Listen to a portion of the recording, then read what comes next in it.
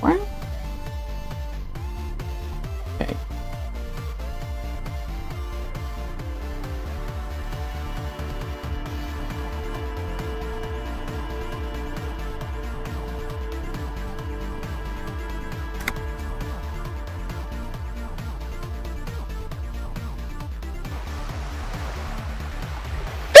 Okay.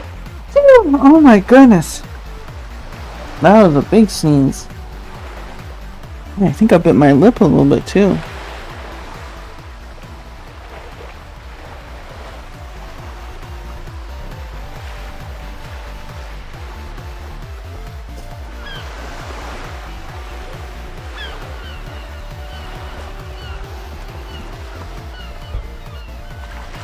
Did I just get right into it?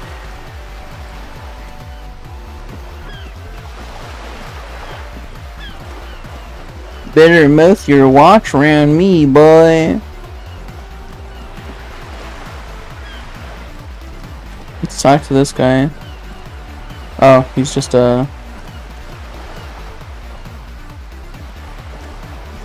This coin-operated viewer is facing southwest. Its coin slot is full of fossilized bubblegum, rendering the machine permanently inaccessible. Look inside. A thick layer of graffito covers the lenses. You spell out the word Onuk written on the other side, with N and C scribbled backwards. Kuno! Under the graffito, a sea of blues and greys appear. Behind the water lies a coast studded with concrete and reeds. Concrete. On it, a church on stilts, lanky weather-worn wooden planks, an X-shaped cross topping its tower. The church looks old and weather-worn. There are no lights in the windows. Around the large wooden building, you see chunks of sea ice gathered on the beach, and a small tent sets up on the ice. Small tent on the ice? Got someone living over there? Probably some kids. A simple but clever solution to ruin in a coin-operated viewer. It took ingenuity. The metal feels cold and wet under your palm. It looks unhygienic. Okay. I thought that was like a little ball of garbage actually. I didn't know that was like a thing.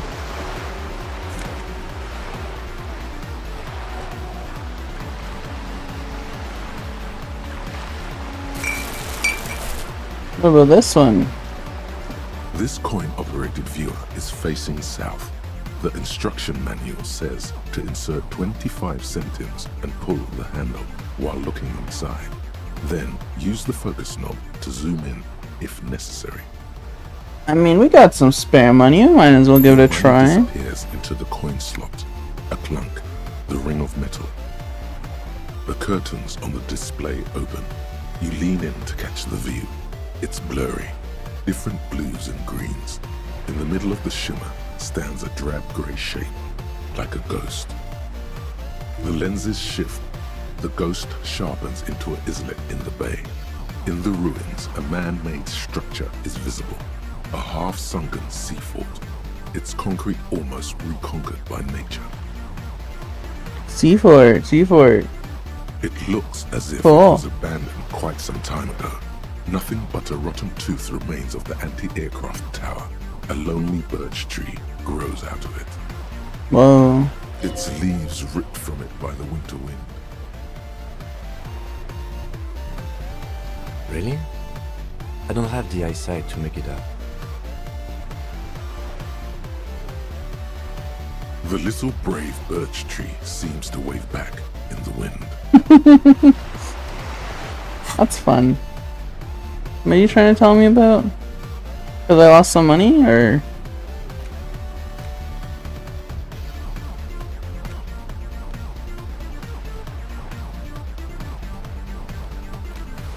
Oh, that's my blazer, okay.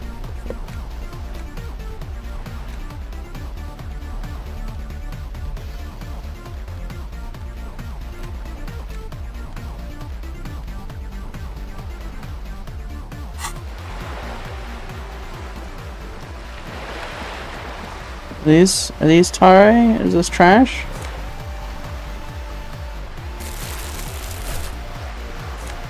Yeah, cleaning.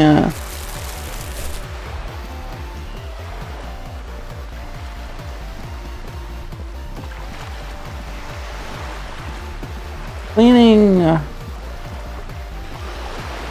Ooh.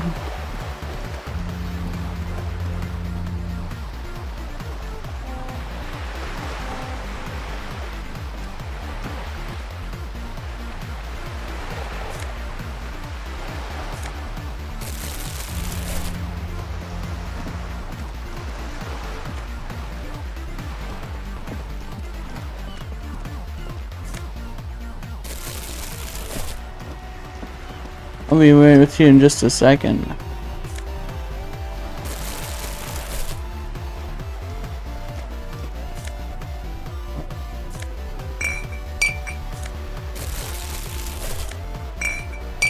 Yeah, clean it up. Can I go in here? I can, wow. I think I knew that already. I think I went in there last time I was playing.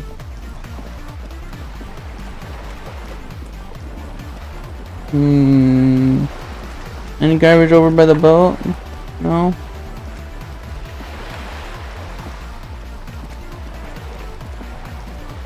I love cleaning up litter.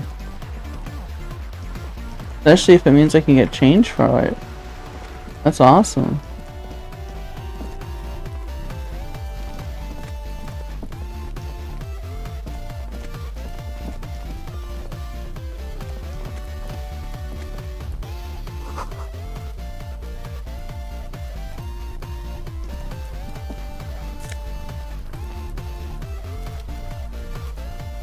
Bum hat? Oh, jeez.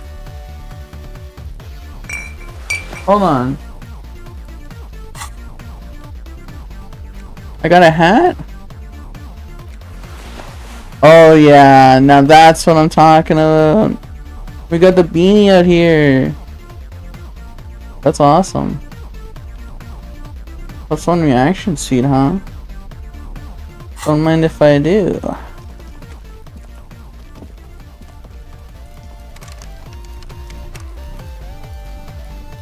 I need that coat. I need to get up there. No?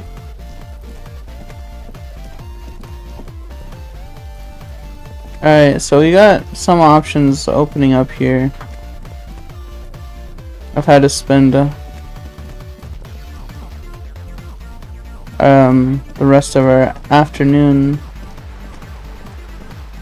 I do want to keep I want to explore a bit more of the outside world, but after that we can either go to the bookstore or one of the apartment buildings. A lot of options. This is the bookstore, right? Yeah, this is the bookstore. Ooh, garbage can. Let's take a little peek in here.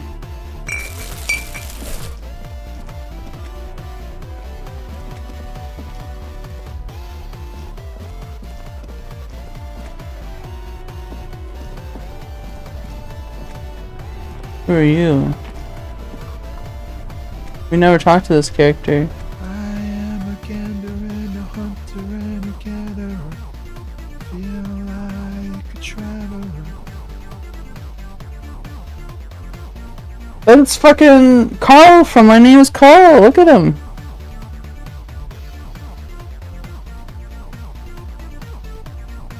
From another planet. Hey there. It's the jam, my man. It's a traffic jam for the ages. Harbor gates up the street are shut tight. No explanation given. Workers on strike. Scabs agitating. All around clusterfuck. Meanwhile, we're all stuck here in long haul limbo. I think this is a union guy. Upon days. Upon days. Feels like forever. Like I was born on this here roundabout and this was all I ever knew. Just me and the metal and the tires, the oil and the fumes of mazout.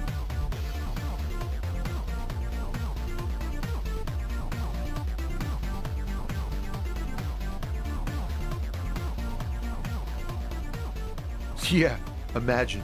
It's been a whole week already. Behind the laugh, however, a touch of sorrow. So tell me, what do you need?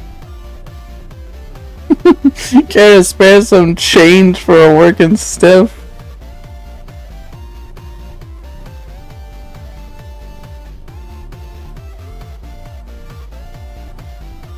Huh? Oh. No, I ain't got any money. They don't want to pay for unfinished work. The bosses, man.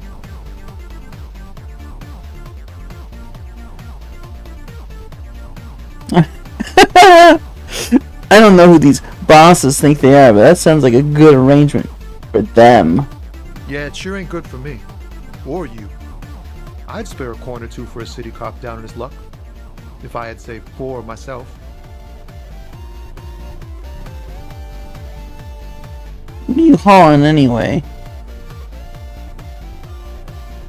Oh, high-grade narcotics, illegal firearms, stuff like that.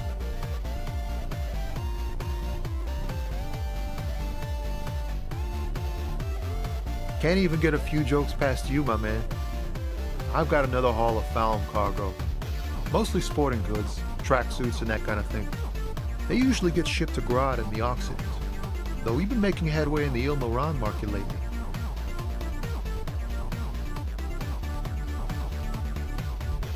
Oh fuck! Clothes! We're pals and all, but I can't just freely hand out the merchandise.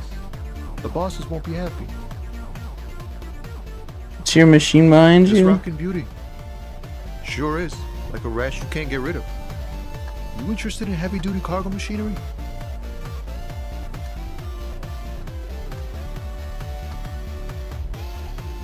Yeah, these lorries are pretty neat. Neat.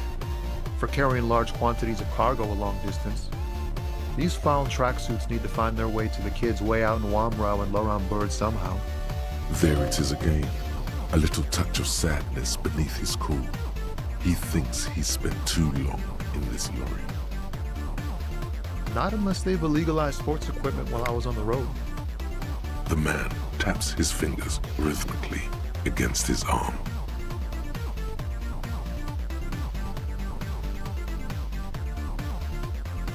I am gonna try it. I'm gonna see if I can get some extra bonuses first. He ain't one of us drivers. I know that. All accounted for. Otherwise, I haven't really asked about that. Been wasting time right here. Keep him busy. Busy with what? Analyzing the fundamental structural and psychological conditions of being stranded in the midst of a sea of motor lorries and their sad, despondent chauffeurs. And your A conclusion? sense of surprise there ain't more bodies hanging from more trees.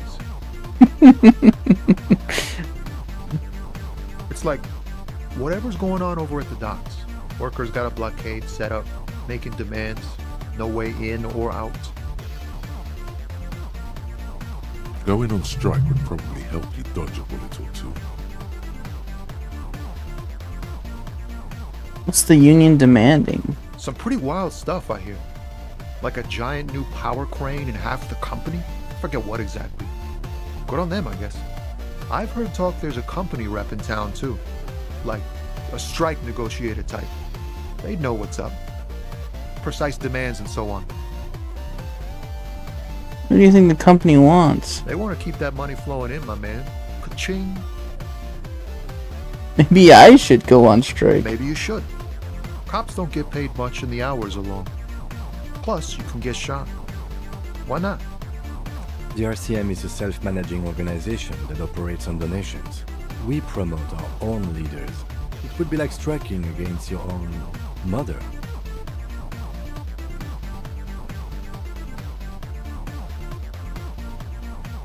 I don't know my mother, But I'd go on strike against her too, for my rights. Okay. But do continue. You were asking about the strike?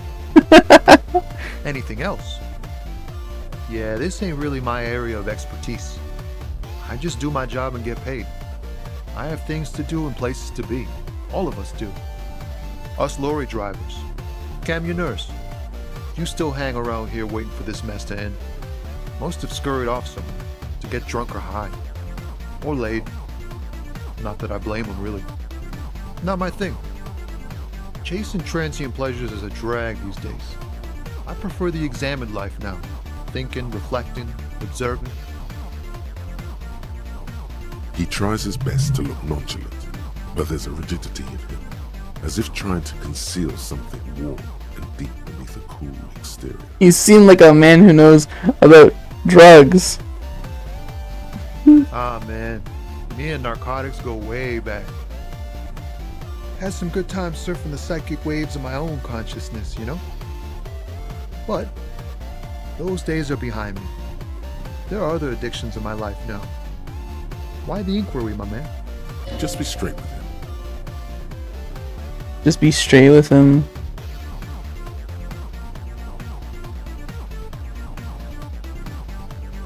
Let me be straight with you. I'm trying to figure out who's smuggling drugs out of Terminal B. We have a credible lead, sir.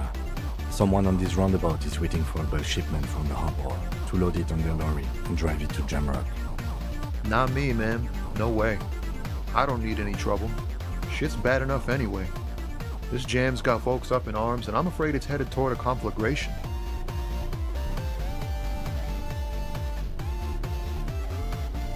Look, man, I try to stay away from the criminal underbelly of Revachol. I'm a guest here. You really need to find another man to probe with those questions. It's not a lie. It's something else. Impossible to say what at this point, but there's something in him. Some trepidation. In his eyes, an unfamiliar longing. Flecks of brown and gold. It's hard to say. His gaze wanders southwest, down the street that goes beyond the horizon. Excuse me? A flinch jolts his frame. The question has touched a nerve.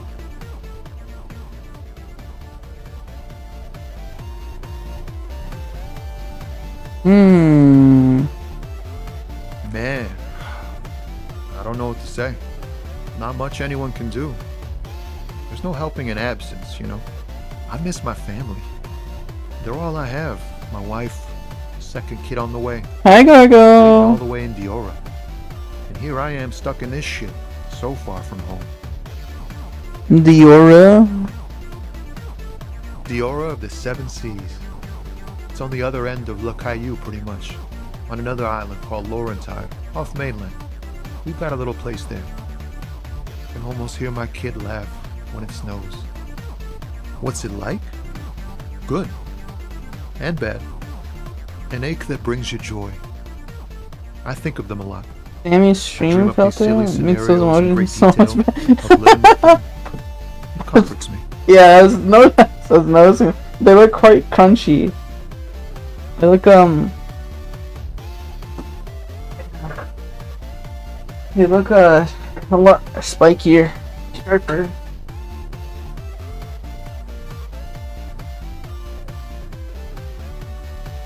Good and bad. An ache that brings you joy. I think of them a lot. Turn off the loop.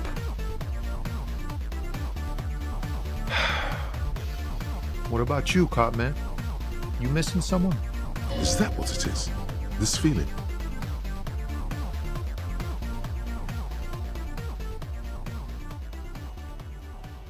I miss someone, but I don't know who it is. I feel for you, my friend. It's bad enough to know who you miss. Missing like that doesn't feel like it has much of an upside. But, thanks for this. It's nice to talk to someone. And I know it wasn't easy to ask. I hope you find your way through your own troubles. Doritos. That's awesome. Don't be a stranger. Extra crunchy. Marco? What? Don't open it. Come in. Oh boy. Alright, let's look for more garbage. I can click on this.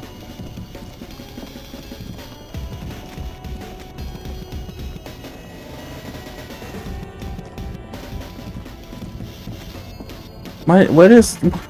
Okay. Strange pathing. Humanox.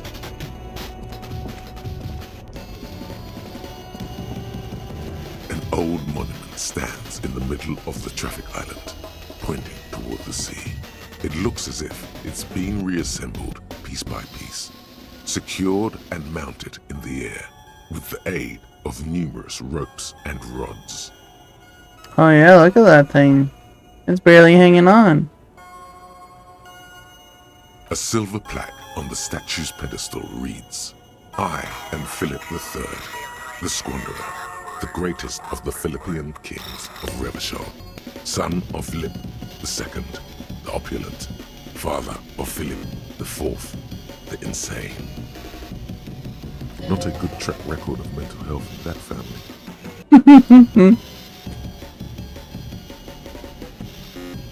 Philip III the Squanderer. Greatest of the Philippine kings? Son of Philip II the opulent? Wow. Even by the standards of the Philippian kings, old sumptuous Philip was known for his profligacy. Well, he blew through the whole national treasury, starting the decline of one of the penultimate century's greatest superpowers, the suzerain of Revachol.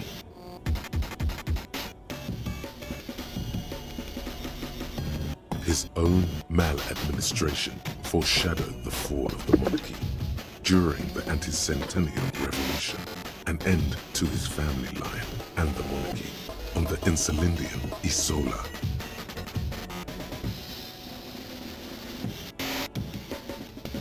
I have other questions. Stop the knowledge from pouring in. How did he manage to blow through the entire national treasury? Stories have it that he had his bedroom converted into a treasure chamber, where he stored unfathomable wealth. Krugerrands, bars of gold, ornate weaponry, armor, and various chalices. He called it the Sol Aura. It was obscene. There were whispers he Golden slept on a Sun? huge pile of gold-dipped feathers, like some obese dragon, instead of a bed, like a normal person. The man certainly knew how to live.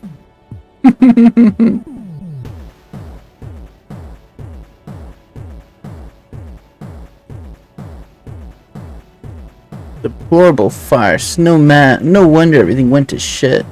But wait, you haven't even heard about his fabled cocaine addiction.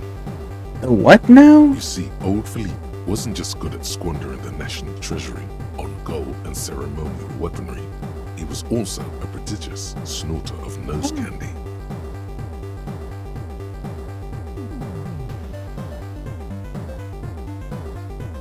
So he's addicted to nose candy, a bloated druggie? That's what the revolutionaries said 150 years later, right before they emptied out the royal mausoleum and dumped His Majesty's mortal remains in the Insulindian Bay. His Majesty's courtiers said it helped him connect with the higher realms. What is nose candy? Cocaine. Okay.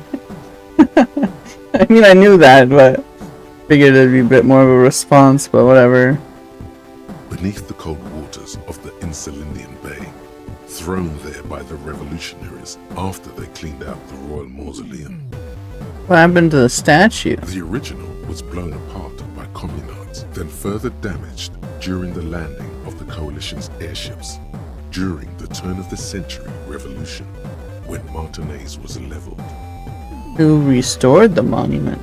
Some years ago, a group of liberal, artistically inclined individuals, designers mostly, thought it would be ironic to restore the statue of the most wasteful ruler of Revachol in the poorest part of the city.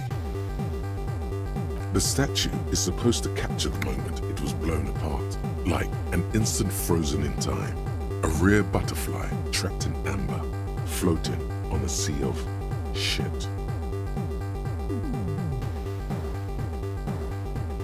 That's brilliant, so funny and nihilistic. People in Martinaise tend to disagree, as do many prominent art critics and thought leaders. We got an ad coming up. Nuanced social awareness than the young ironists. Philip III, the squanderer, however, with his bronze face up in the air, doesn't seem concerned about what the hoi polloi think of him in death.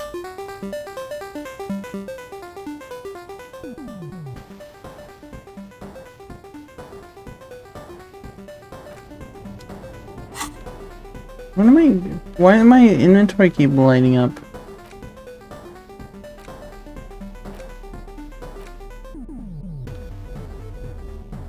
Whatever.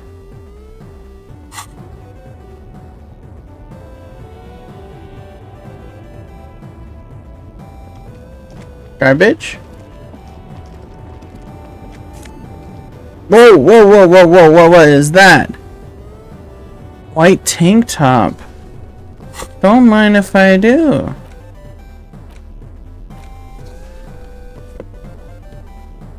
Plus one a physical instrument, huh?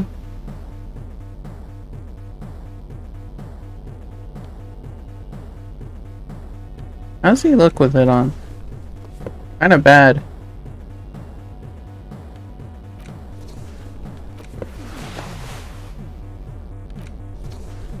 Alright, back to it. There's some containers we can investigate. Ooh.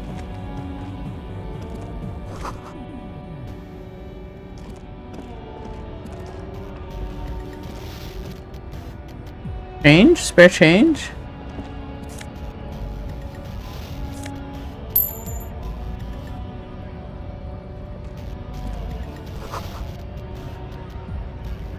Oh, there's quite the collection of people over there. Let's wait for him doing that. Talk to this person over here first.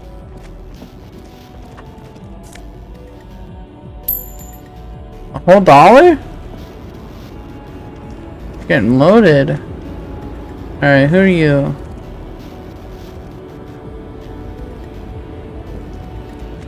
The small, wrinkled woman does not greet you. She nods along to something on her radio. A photograph is clutched in her hands, and there is a warm smile on her face. It's the warmth of a winter night's fire. Maybe she could give you comfort and shelter. Some cigarettes and food money. Maybe she's your... Grandma? Nothing. Her smile just keeps widening. Her hair is grey like lead. If you want her attention, you may need to be more forceful. Where am I?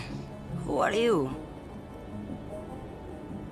Like a magician recalling a subject from hypnosis, you've jolted her back to reality. The smile on her face has disappeared, replaced by the wary aspect of a cornered beast.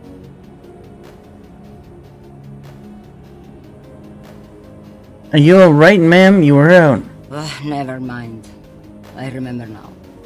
I'm still stuck in that traffic jam in the 50s. What's so bad about the 50s? The men have small jaws and everything is made out of plastic. Why do you need plastic when you can make the world out of amber? Where else would you be then? Back in Mefka, during the time of the revolution. The sidewalks and cafes are filled with young people. I was on my way to see a new Boyadero picture starring Gabriel Buendero. Until you came along, that is.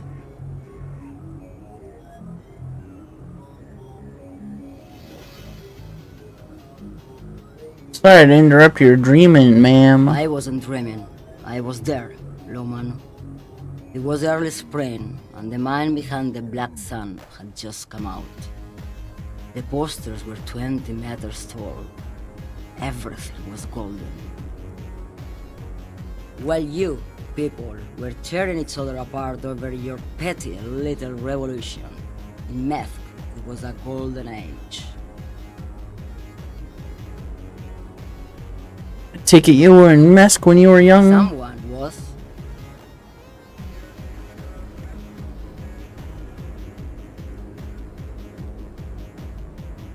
Who's Gabriel Buengerio? This is Gabriel Buenguerro. A strikingly handsome man looks straight at you, his head crowned with a wide brim hat. His hair is dark as an oil slick, and his jaw the most perfectly chiseled. Some kind of thing cowboy? you've Some ever kind of seen. Chad? This man's got a hold over her, even 50 years later. You can feel it. She's some simp for this cowboy from a time gone by? He was the biggest star of his day. Girls used to faint in the aisles of cinema whenever he came on the screen. And schoolboys used to memorize all his lines. They are someone's memories, boy. What difference does it make if it's me or not? They're beautiful. That is all that matters. Beautiful and true. And they will win. They're coming for this, you know? All of this. All of what? The world. The present. She seems to derive some bitter pleasure from this strange thought, as if the past will one day wipe the present away, like a tidal wave approaching. Why not, Harife? It's not like I have anything better to do in this hellhole.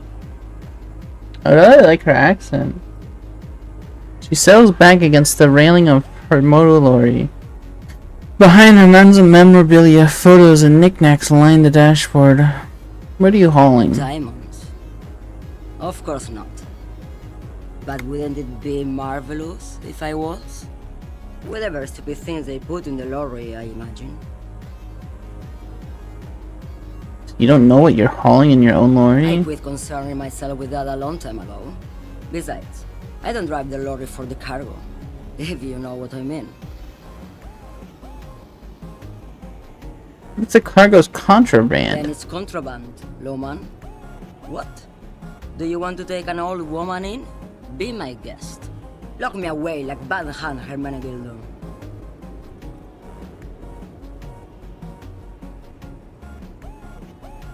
Still don't really understand this whole Boyadario thing. Of course not. To truly understand the Boyadero, you need to listen to On the Western Plain. It's an old ballad about a young girl who falls in love with a daring Boyadero. Is a Boyadero kind of like As a... soon as he returns from the Western Plain. Is that like is that Spanish for cowboy or something? Boyadero?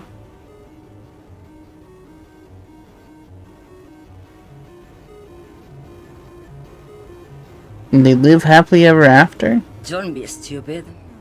The Boyadero returns from the Western Plain a changed man, one night.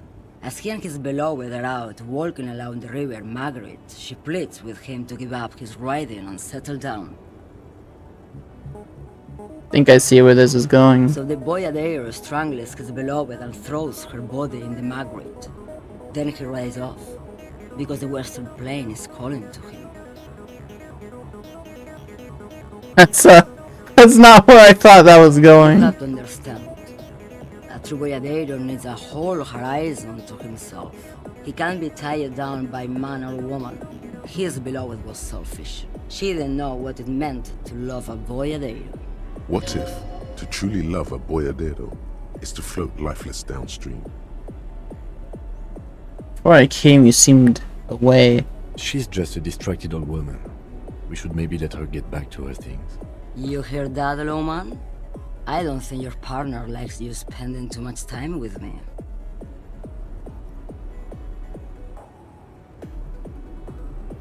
Nothing. I just don't think she's connected to anything. He's worried, but not for her. For you. What is it about this woman? If she's not connected to anything? Should you drive with Lori if you get like that? Oh, don't worry about me. I'm one of the best camioners around. I drive routes no one else will. Lomonosov's Land, Udajnaya Zemlya, the Western Plain, the Transcatolia Magistral, U41A, Adestradas du Mirador, all the good ones, the deep trenches, where the bluebirds fly.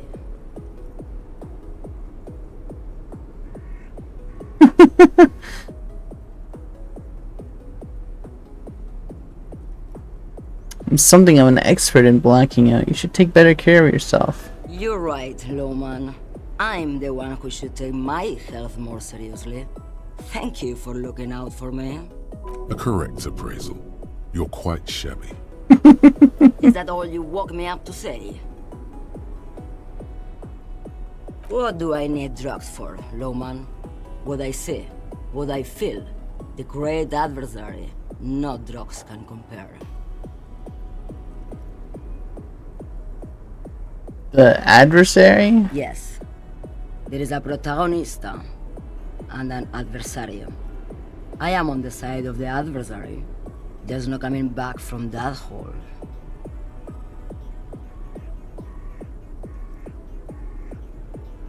Protagonista.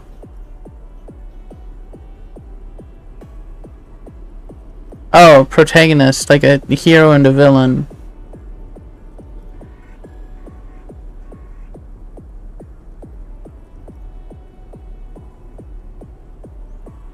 Then what were you getting at? Wanted to ask if you'd be interested in smuggling some drugs. You're man, Lowman. Well, damn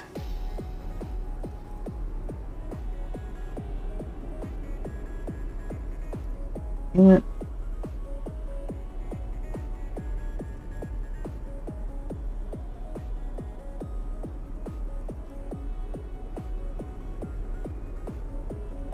Let me put this another way. Are you smuggling drugs through Terminal B? maybe. Probably not. Makes no difference to me either way.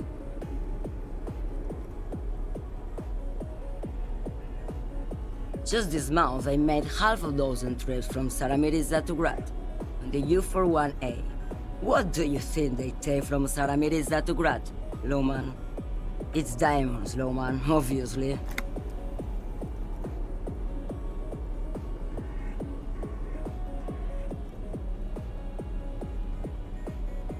You had to guess. Who do you think is smuggling drugs around here? Easy. It's the skinny man who thinks he's a poet. Never trust a poet. Also, he's the only one I can see from here. Diamonds are good for you, Lowman. You should try them sometime. Make yourself pretty like Eva 6 Degoras. p.m. Where do you want me to go? This isn't so bad. I can listen to music, or the seagulls. Look at all the colors and the futures of this world. It's a good palate cleanser, this jamboree. Or I can just relax and let my mind carry me back where it will, to the Great Plains. I think we're done here, no? Yes, go. Enough jamboree. I need to get back to Mesky. Okay.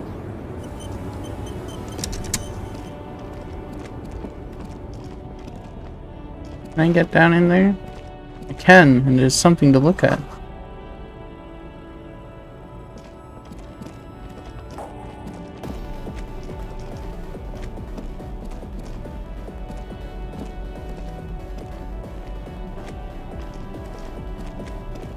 So she thinks the Carl, my name is Carl looking guy, is the one smuggling drugs. Goods from the lorry haphazardly litter the surroundings.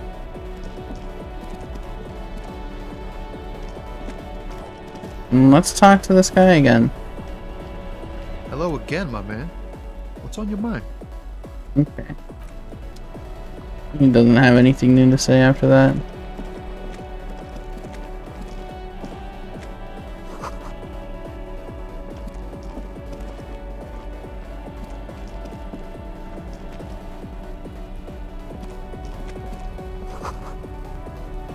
Most able-bodied men. This issue hosts the top 10 list. Most able-bodied men? Okay.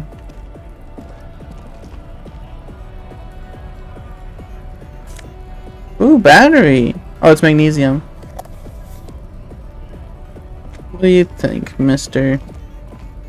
Welcome to Rivachol.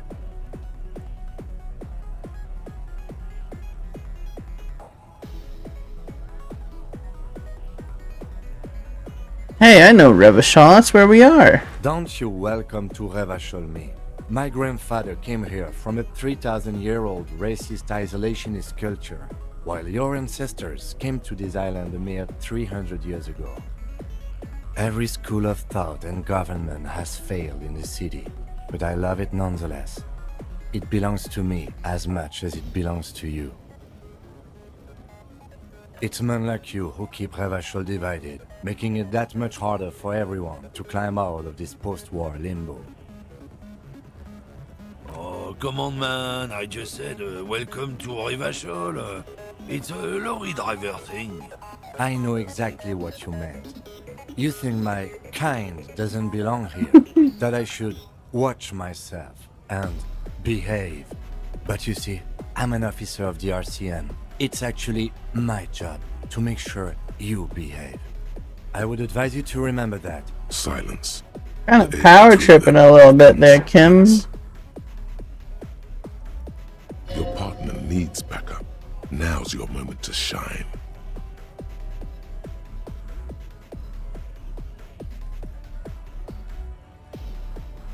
You two make a cute couple. You know that? The lieutenant exhales and resumes his regular calmness. You sense slight embarrassment for the outburst. Or is it pride? Impossible to tell. Whatever you say, officers.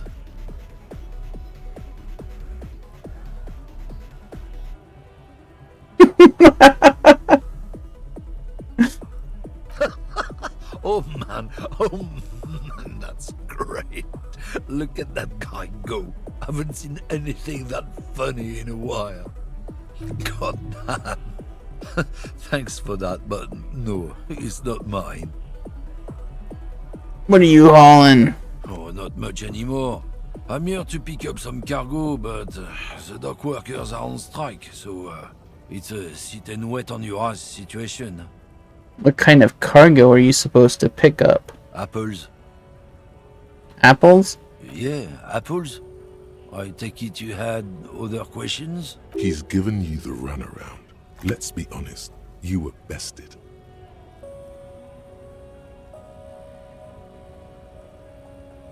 It's about biological determinism, natural law, the sorting of the races. Not the most popular topic nowadays, with a coalition in charge and all. You might want to change the topic. That is, bury your head under the sand like common sheep.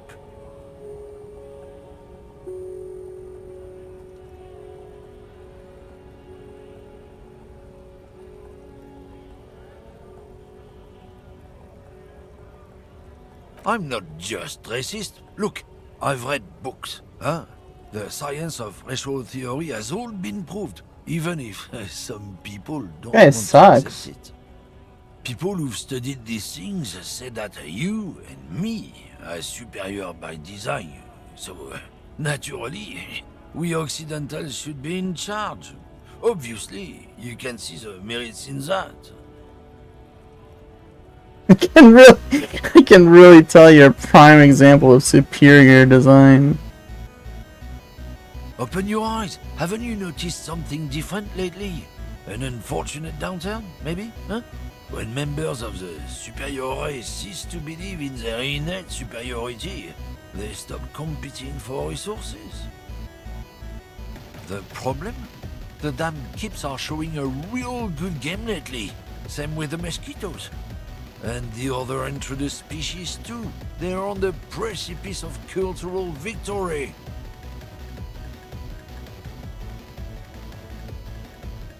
Uh-huh.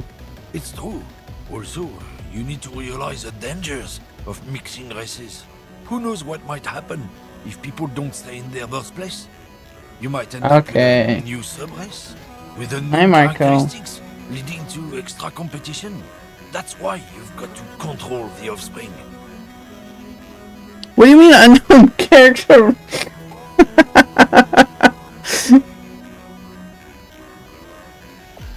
They're gonna get a whole bunch of crazy racial bonuses from mixing too much, I guess. I think I can get down with this. This guy stinks. I hate this guy.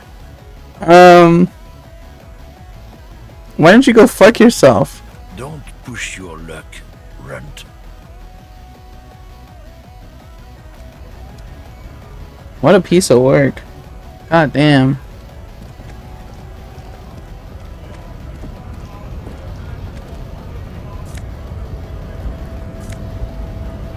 Wow.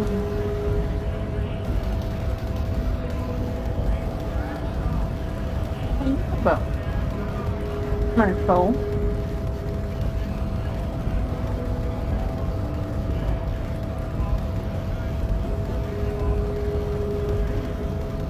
You want me to toss something over there? What do we got? Got this thing. Toss is pretty good, huh? Get it a bit closer. Ready?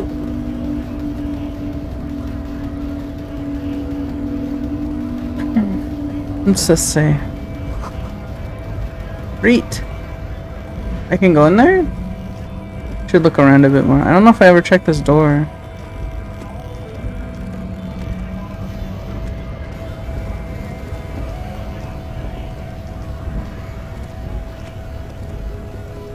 A lorry stuck in the traffic jam. This big, heavy Grad-made machine is well kept for such an old machine. The windows are clear. They've been recently washed. You can see a lorryman's cabin with personal belongings, stickers, insignia. What about the back seat? The back end of the cabin has a small perch to sleep, large ashtrays. There are several suns and wheels sewn into the curtains. Several suns and wheels? Racist nationalist paraphernalia. Not unusual in this part of town. This is our guy.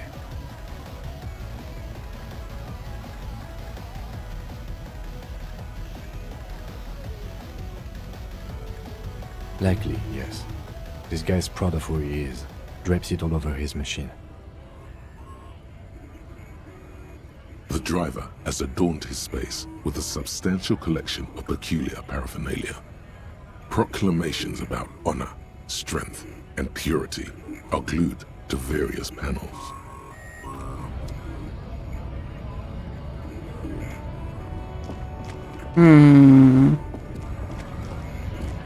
Let's talk to this big dude over here.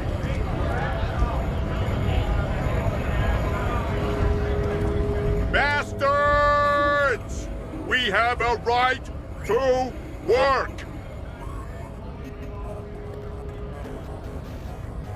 What's going on here? Hold up and stay frosty, everyone. Cops are here. Alpha male. Okay. It's a big guy, huh? You here to fuck with us? Beat the honest worker down. Why should I? We're here to fight for a cause. Stripes usually have problems with people who have causes. Marco, oh my goodness. I'm busy, you know. I'm trying to do something here. Let's...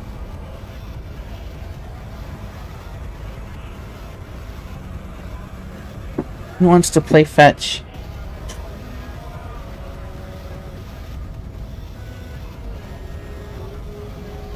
Good. We're fighting for a cause here. Right to work! Right to work! Besides, we're not that different. It helps if people see us talking, cops and strikebreakers together. Strike breaker. Authorities are on This our guy's a side. scab. Builds confidence.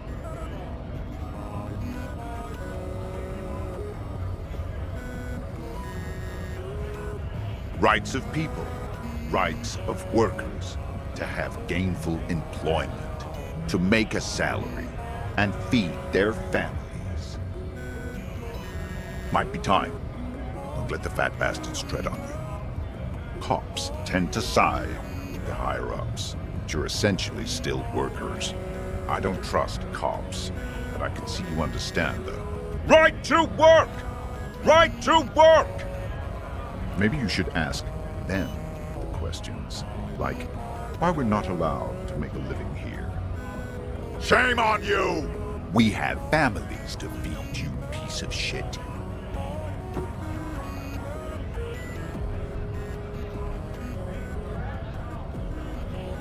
So do we, Scott.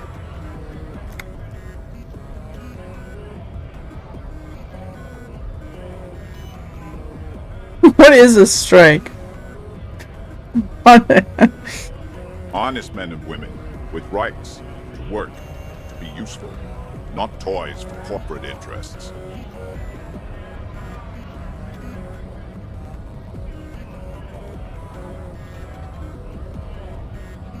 Military haircut, huh? We came here to help the harbor run smoothly in time of crisis. If union fucks don't want work, they ought to let in those who do want work. I have a question. Why do all these men follow your leadership? You think they follow because I'm big and loud? No. They follow the rules of the market, the rules of the economy, because they were given a job to do!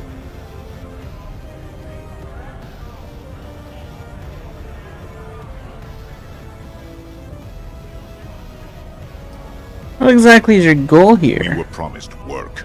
We'd be in there, working, if the bastards hadn't shut the gates.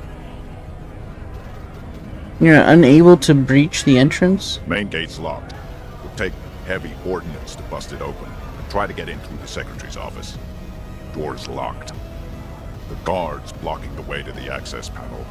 And I don't mean the scrawny mess punk either. I mean head measurer. Or whatever he is. Head measurer? We've considered storming in. Why don't you go arrest them instead?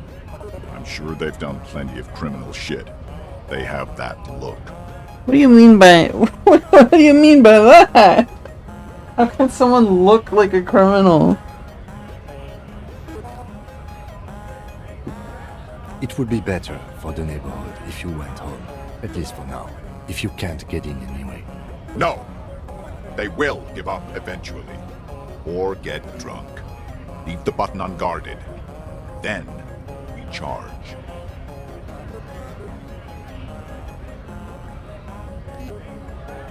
When a bunch of ungrateful, lazy cockroaches... Kinda looks like they're also striking though. They're striking against the strike. work for other people.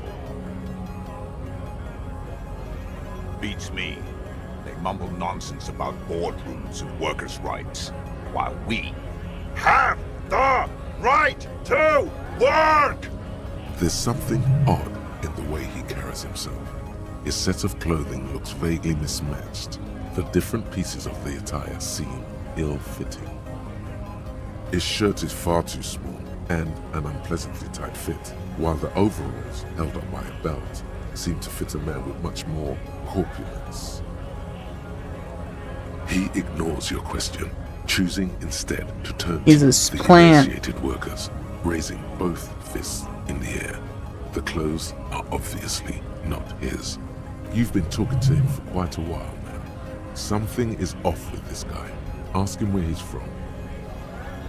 What's it to you?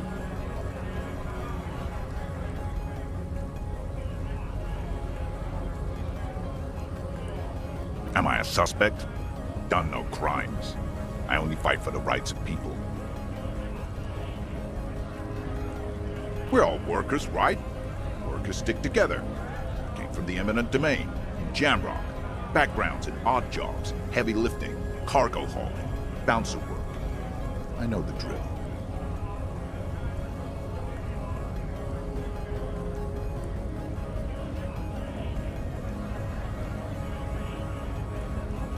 Worked at Territorial.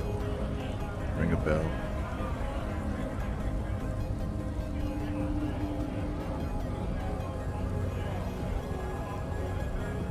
Never heard of it. Are you lying? We're done here. I have a strike to break. Right to work! Right to work! Oh, he's gonna hit me. Things are busy enough. You're going to waste less of my time? The hulking man oozes stark skepticism. Have fun. Union shits are on full strike. Don't think they're going to let you through the gates. You trying to meet their fat boss? Sounds like the person who did the voice acting for like the Imperial Guards and stuff in Oblivion.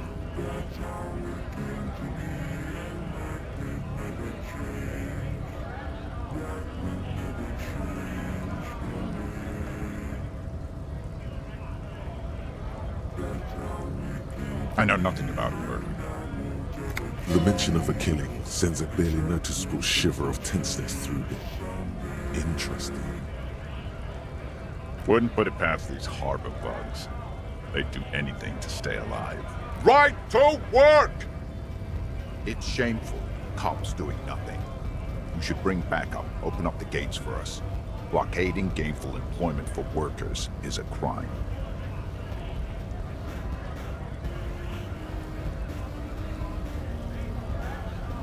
Is it? I don't actually.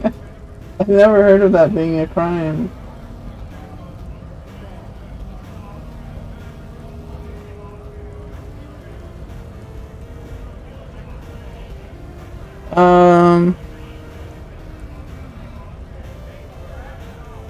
This really isn't my area of expertise. We are not picking a side in this just yet, sir. Pity. Let us work! Let's talk to this guy.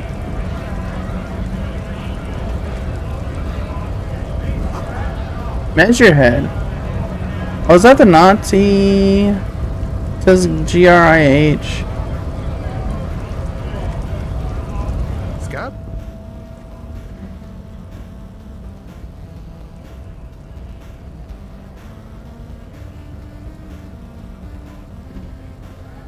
What exactly is a A scab? kind of a worm, content with mere survival. They come, they want to do our job for shittier pay, screwing over both themselves and us. Everybody loses. Where do they all come from? Beats me. Somewhere in the ground, I think. Gotta be bloody stupid or freaking evil to scab. Or I guess scared, maybe. But scared of what? Of who? Personally, I'd rather beg than scab. If the gentleman shouting on the street came begging, maybe they'd have gotten something.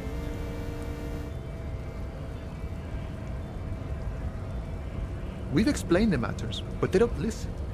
This lot would be reasonable and go home if the big guy wasn't riling them up all the time. I was just messing with you. No one's ever seen a cop scab. Imagine, you cops going on a strike, but then another cop comes in and says, "Let us cop for less money." Speaking of, what brings the RCM here? To the wild north? Come to see the strife?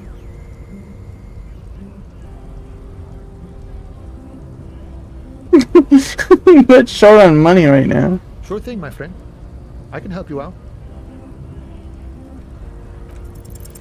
The coin narrowly slips by your outstretched fingers and falls to the ground. Oh, I'm sorry. Didn't mean to throw it like that. It's a thing we harbor folk do, passing around cargo and such. Was not meant as provocation or ridicule. The boyadero stares at you with respect, then gestures towards the trickles of blood adorning your clothes. What? What? I think I got the wrong audio cue from that one.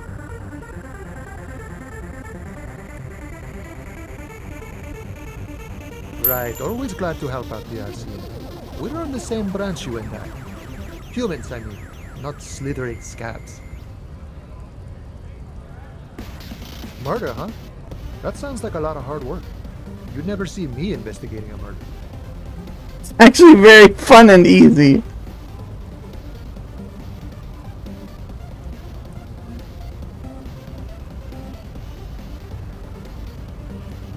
You wanna help me solve it by telling me who did it?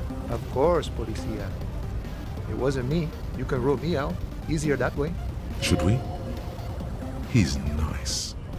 I don't like nice.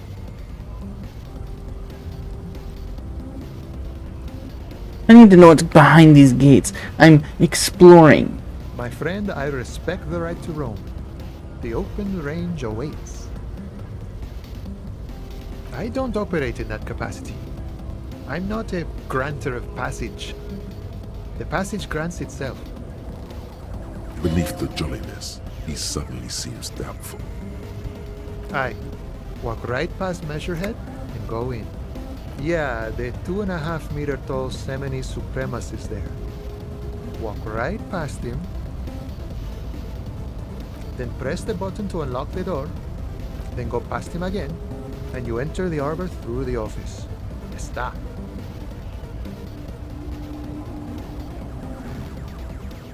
For some reason, it doesn't seem like it's going to be that easy. Don't worry, I'm sure it's not completely impossible. For example, you could best Measurehead in a physical confrontation, or you could convert to a Semini supremacist worldview. Or, maybe it actually is completely impossible. Has any of the scouts tried converting to his worldview? Jean-Luc himself would say the philosophy has proven overly heroic for the scabs to convert to. Not enough intuition. Not yet, no. He's incredibly strong. Sure. What's the strike about anyway? You know, serious business. I'm sure the big boss will be glad to tell you. You'll have to ask him first. He's a chatty guy. Wants to talk about the strike. Return once you've met the union boss and are on a better footing with the organization. I like his outfit. Seems like a good dude so far.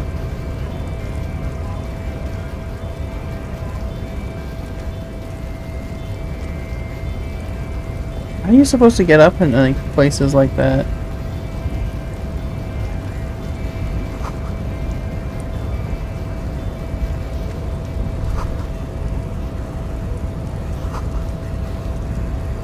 Oh, I didn't know you could lockpick. Is that a girl? Oh, they're fans of this guy. Well, we'll come back to this later. I don't want to deal with him right now.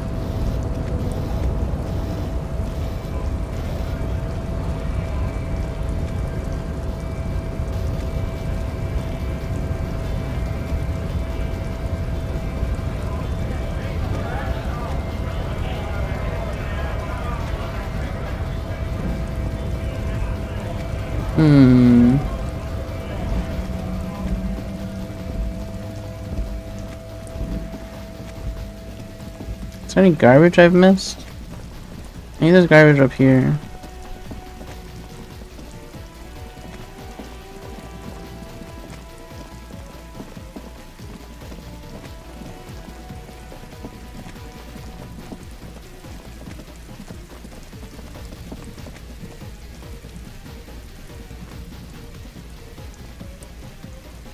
How do I get up on the ceiling or the roofs? An inconspicuous pile of the roofing material, Eternite.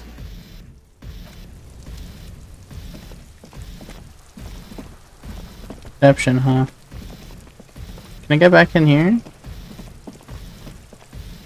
The trash container stand. The smell of rotten food rises to greet you. You see soggy cartons, dirty rags, and organic waste.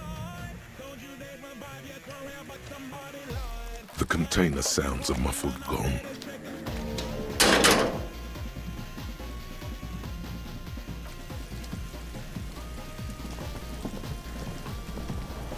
Look, see? It's the fucking war pig! Try not to knock yourself out. You belittled yourself before the Kuno.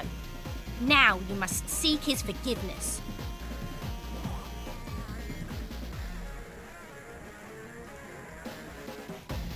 I want to make this right with Kuno. Make amends. Fucking what pig?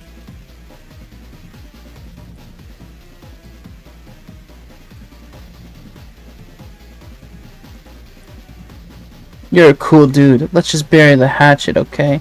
Cool what? What the fuck is wrong with you? I think you broke his brain when you fucked him up, Kuno. You better come up with a way to make Kuno forget you tried to fucking hit him, piggo. What can I offer you, Kuno? Please don't waste time on nonsense. The lieutenant does not approve of this at all. Don't listen to the blind fuck, piggo. You're doing the right thing here, trying to get Kuno to like you again.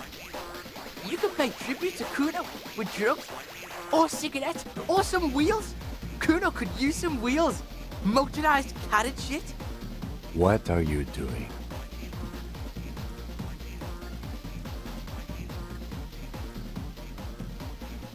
I need to make truce with Kuno. Offer him something. No, you really don't. That is a 12-year-old boy. His opinion of you doesn't matter. You don't fucking matter, book him. They're gonna mark it down as something I need to do. But why? You're turning this into a huge thing.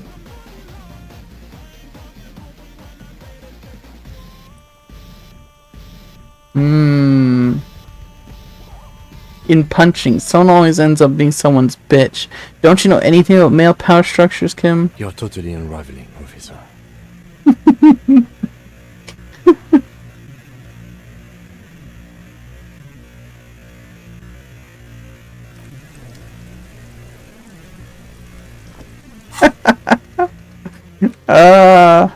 Oh, that's fun. Am I trying to get this guy down again yet? There he still is, looking right through you Endurance, with his white eyes. He's so... Marco's being plain. He's being silly.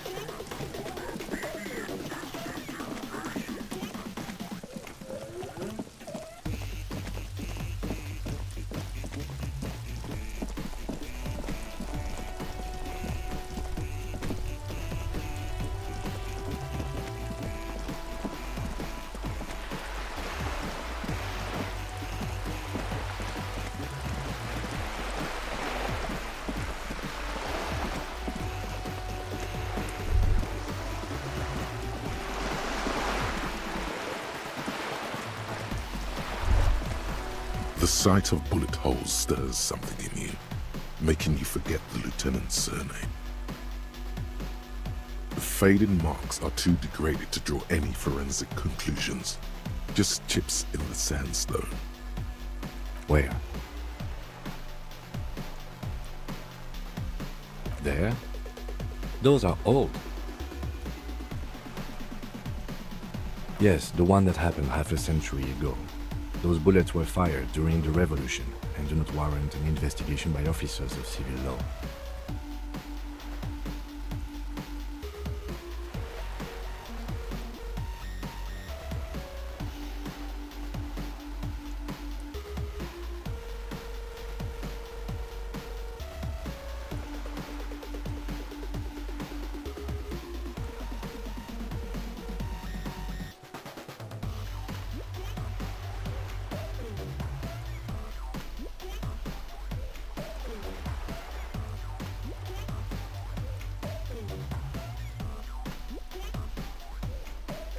Sorry, guys.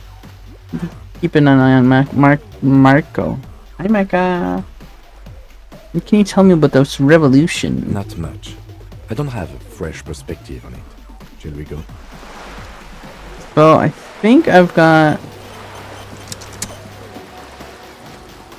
quite a few options now. I still have a few hours. But what shall I spend? Oh, what? Son, you've really let yourself go. It's a disgrace. But Coach Physical Instrument is going to get you back in prime condition, even if it takes 1,000,000 push-ups. Yes, sir. Forging into organic steel, coach. It's going to take blood, sweat, piss, and tears. But when I'm done with you, boy, you will be a master athlete. Let's do this, coach. I'm with you. Behold, world. Here walks a sportsman, hands choked and hair kept back with a bandana. The Homo athleticus. Is that right?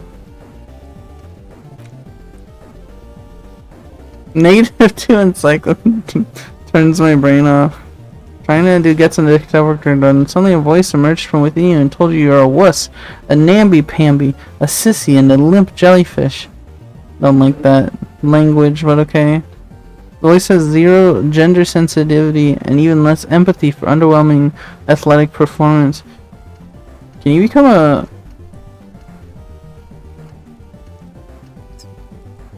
apricot chewing gum scented one?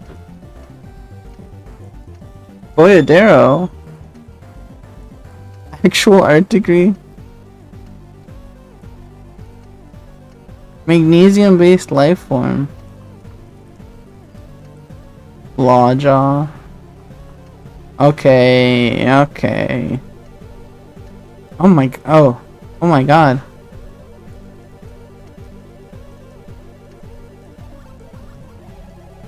Some of these are pretty strange.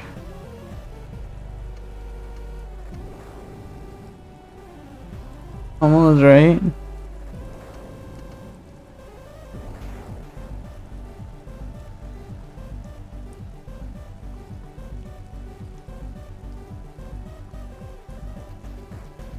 I gotta get this. 40 minutes?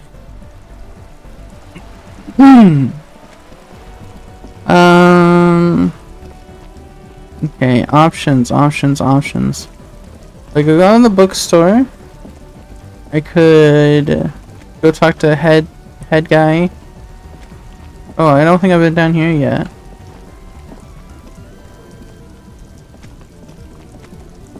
There are clothes inside. Cheap second-hand clothes, smelling of strangers' body odors. Don't be shy. These are premium class clothes. Good quality fabrics, best retro design. Save the economy with your style, officer. You find your hands deep in tattered and faded garments made from weird polyester blends that make your body itch and sweat in all the wrong places. Economical, but also trendy. Look first-hand, buy second-hand. Keep the economy moving. Something cold grazes your hand. Synthetic and sleek. A windbreaker. Surf, it says, but also wind, summer, 100% waterproof, and sport. All That's in awesome. different typefaces. Good choice, officer. Mega sporty. And it's only $4.50 for you, sir. Gotta prepare for springtime, right? That's right. Turn out to be quite the garbage man. +1 suggestion, -1 half-light. What's this do for me? +1 composure? Yeah, sure.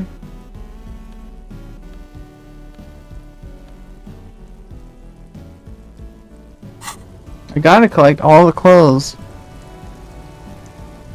You see two lowly, defeated speakers, thralls, slaves basically, perched atop them like conquerors surveying the land. A pair of found, durable wear sneakers, ultra series. I can see you with taste for luxury, officer. Can't keep your eyes off those sneakers? A pair of found ultras. The design is impossibly sleek and simple.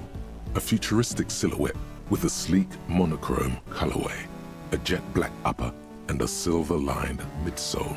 Those sneakers, mister. Those sneakers are the latest found sneakers. Super air, super fine, super cool. Only 50 real. That's a lot of money. One to reaction speed, one to hand-eye coordination.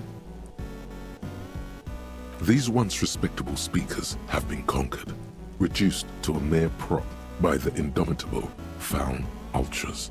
No, don't look at the speakers, officer. Look at the sneakers. The sneakers are the stars here. These, officer? These speakers are Samaran garbage. I'm ashamed to even use them for props. Don't waste your time on them. No way, officer!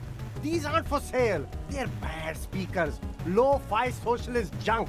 What if I want lo-fi socialist junk? I think I might be lo-fi socialist junk myself. No, officer. You're a high-class policeman who accepts nothing less than the best. Lucky for you, I've got the best on sale.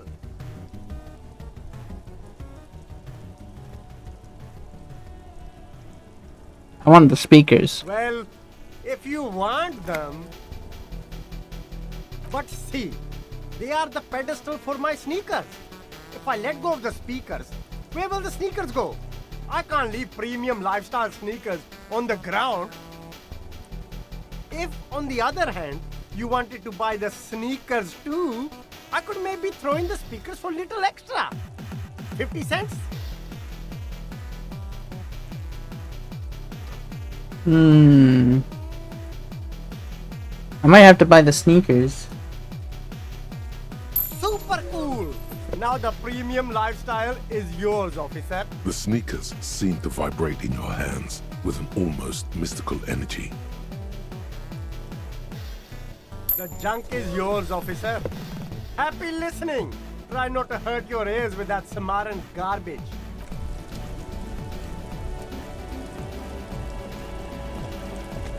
There's a pile of cheap sunglasses in a small box. You like sunglasses, officer? Don't do this I've to got me. the latest styles right here. This guy's fucking taking all I got. These are all boring. Boring third-rate ho-hum sunglasses made of cheap Syrahese plastic. The kind of plastic that melts in the sun. These are all first-rate sunglasses. Premium design, super material, very cool, UV resistant. These will definitely keep your eyes safe and cool while doing your dangerous police work. No luck. All you find is this lime-colored cellophane visor, produced by a bargain sportswear brand called Amphibian, apparently. There's a malformed green frog on its bent cap. Oh, that visor is perfect for you, officer. It'll definitely keep the sun out of your eyes while you're shooting criminals. Bang, bang! Price of And living. all for a mere 6 real. Hey, at least it might actually offer some protection against the sun. Not like those cheap plastic shades. I hope not. You don't like it? Sure, Square Joe. No problem. Let's get you some real shades. Sporty and practical, officer. Good choice. Abort. These are hideous. What's more, they don't even fit your face. Damn, officer. You look like a mega secret spy. Very secret. They're practically made for you. I'll let you have them for... It's going to be very difficult for anyone to take you seriously. No, you are definitely not buying those.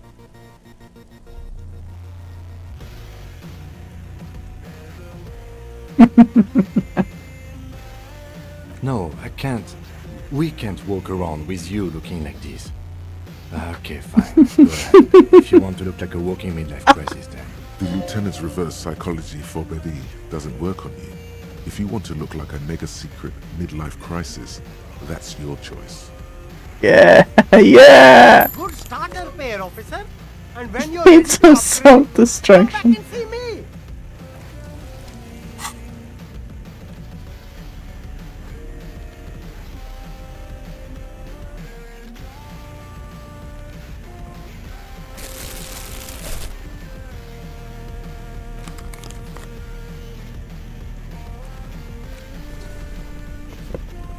Yeah.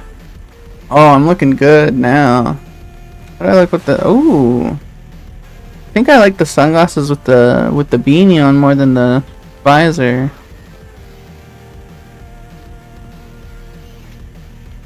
I just need to find some like half gloves or fingerless gloves to complete the look, I think. And maybe some track pants.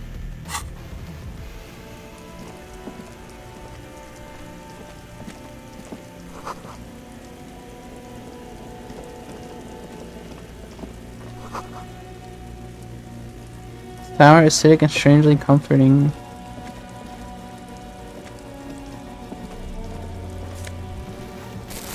Garbage! Woo! That's the bridge? The drawbridge? Garbage? No way! What are the odds? Oh, hell yeah.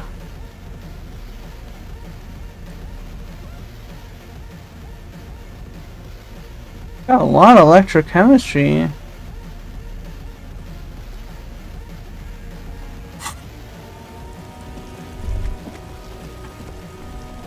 Hmm?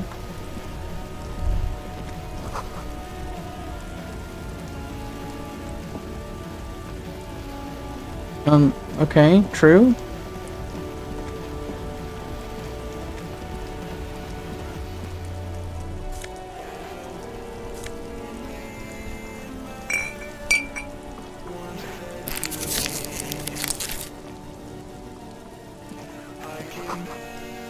Pawn shop. Okay.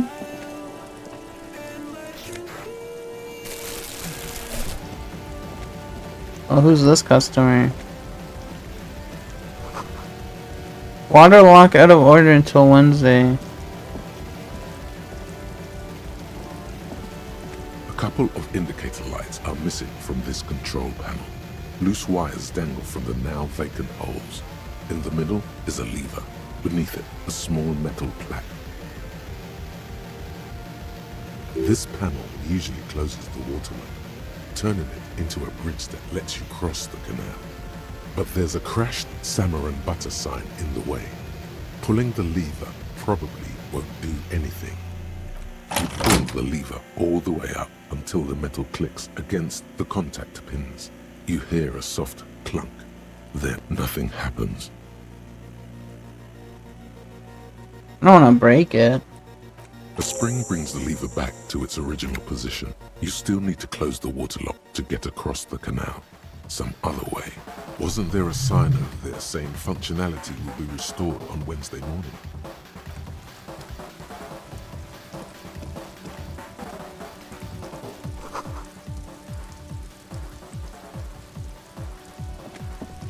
A crumpled billboard reading, Samaran butter soaks in the canal.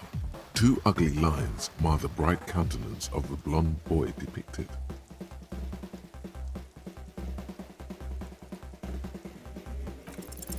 Just some tasteless advertising at the bottom of a canal. No use rubbernecking now. Whatever it is, the boy on the billboard seems very happy about it.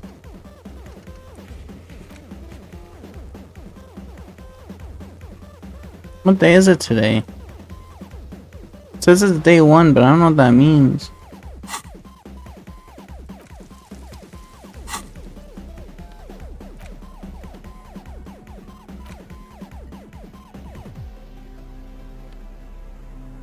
I can sell them for $30!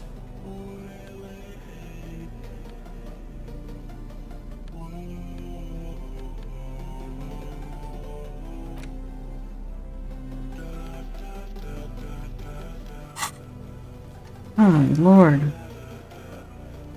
I paid 50 cents for those things.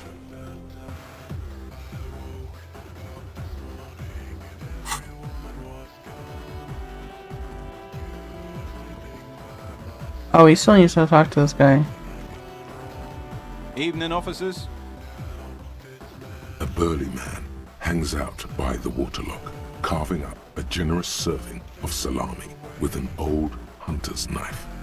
His eyes are fixed on a man stranded on the other side of the waterlock and on an enormous billboard that has fallen down into the canal between them. I wasn't here to witness it, but those look like tire tracks on that sign. Weird, huh? Then again, plenty of daredevil drivers in Revachol. The words daredevil driver sound ominous to you. Too bad it also takes a year and a day to repair anything around here, especially a waterlock. The Another rest of the ad coast coming is on. closed off till then.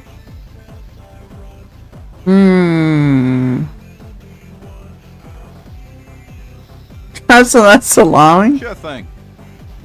Want some too, officer? Why not? Yeah, salami! It's supposed to operate the waterlock, but as noted, it's all junk right now.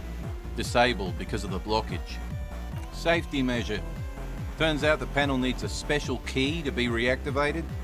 Wouldn't want anyone moving the waterlock with debris still in the channel. It'll be restarted on Wednesday morning. You want to do the honors when the time comes? Great!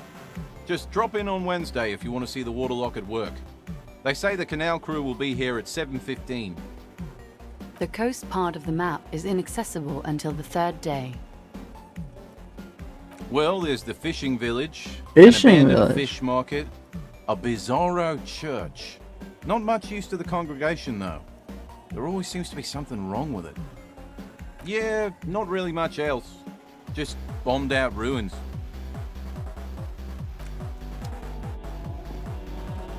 Alright, let's sell some junk.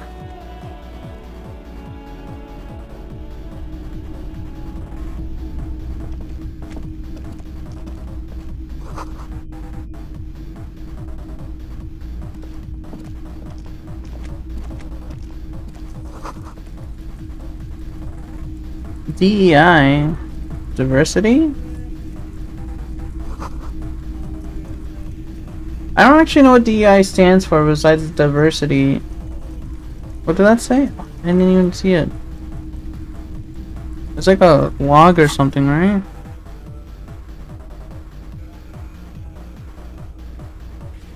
I don't know. Equity and inclusion, okay. That's cool.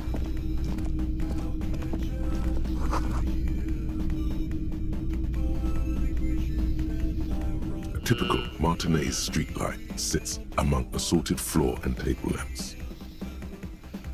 A street lamp? Yes, officer. As you see, it's in perfect working order. His manner is casual, but his speech is careful, measured. He wants you to know that he has nothing to hide. It was brought to me to be altered. We are not here to investigate the theft of city property. You have to admit it's rather clever what he's done with it.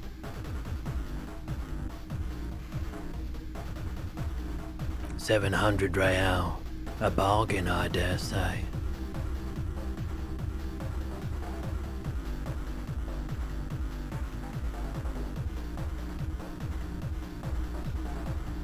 There's also the matter of rewiring, but the most important transformation is the light's placement among ordinary indoor fixtures, which has adjusted its morphological field.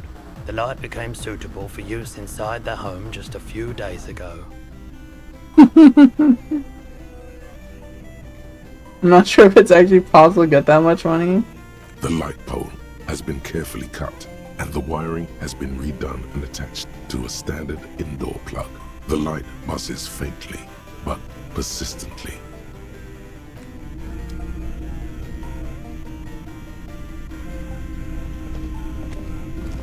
You see rows of toy soldiers guarding the rest of the trinkets displayed on the table. Some on horseback, others in rags, others yet in bright blue uniforms.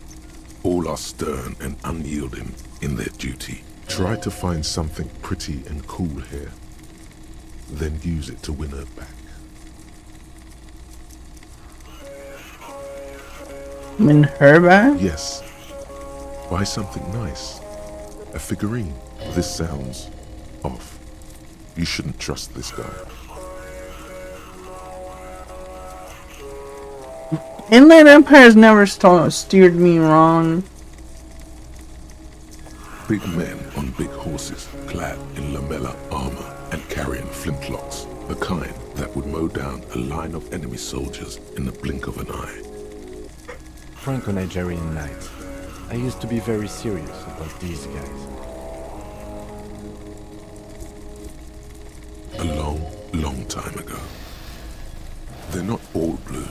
These figurines also wear gold coats and caps, complemented by orange trousers. They are variously posed, wielding swords and rifles with bayonets.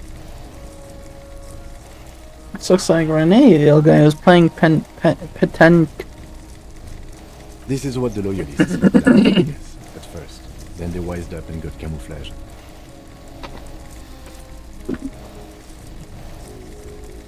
Which ones? Ah, those.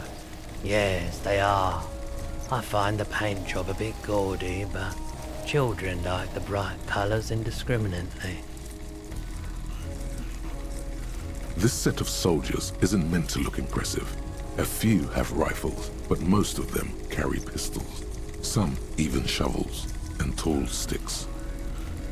You're probably talking about the revolutionaries, yes? Yes, they are soldiers, revolutionary soldiers. I think their poverty has been exaggerated for effect. When you place them next to the royalists, it doesn't seem like they could possibly win.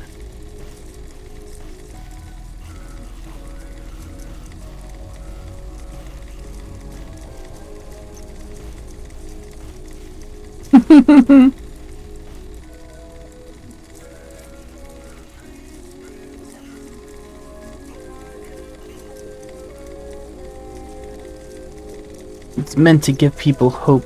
Even we can do it. Maybe. He seems to have his own take on the conflict played out in perpetuity by these toys. It might be interesting to find out what it is. Dig up a truly cool figurine in the box under the table. Why? What's this? A headless man riding a horse. A headless man wearing futuristic tracksuit trousers that say foul. Oh, that's the headless phone rider. The headless fallen rider? The headless phone rider. It's an urban legend about a man who rides the streets of Revachol sporting a fawn tracksuit. As you see, he's missing his head. 50 cents. Bargain price. I'll throw in the tiny cap too.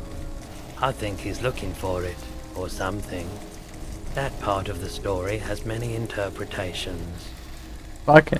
Did I mention that this figurine is supposed to be lucky? Always carry it with you. That was a very smooth salesman's grin that almost comes off as earnest. You should learn from him.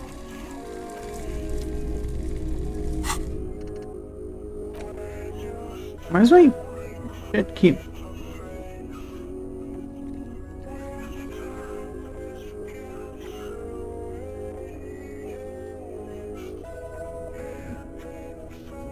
Oh, they're white checks. Okay. Okay.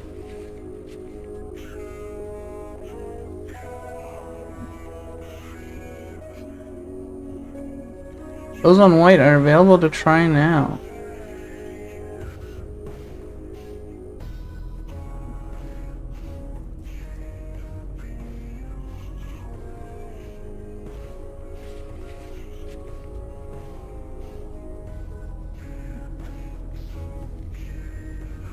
Okay, that's why that means.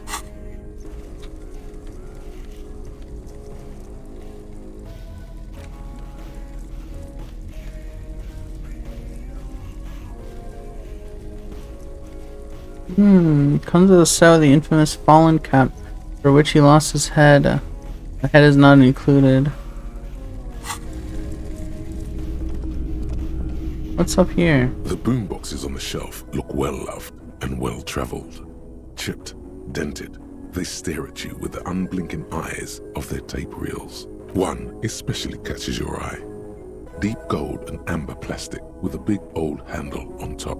A classic boombox that says Stereo 8 approved. This is you. Golden orange. A sunset suite. Just make sure it works before you buy it.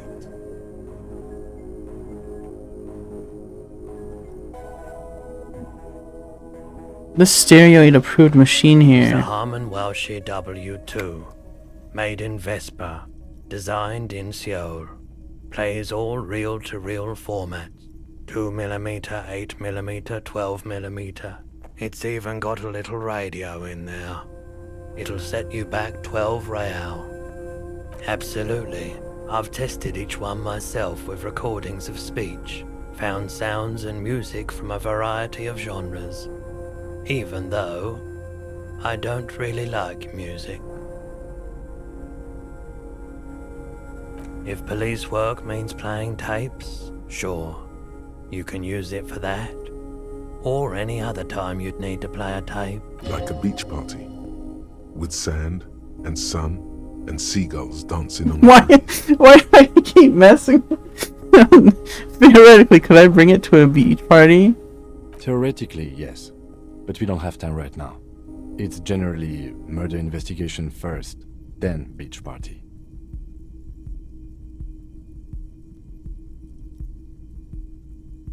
It doesn't have to be a beach with a boombox like that. I'll bring the party into the streets. You can play it any way you like. And I guess since you're a police officer, no one can arrest you for it. I gotta get it. And here you are. Quality sound reproduction on the go. It'll play anything, wherever. Turn any tape into a conversation of sounds and shapes. Can I combine? Oh my god, look at that thing.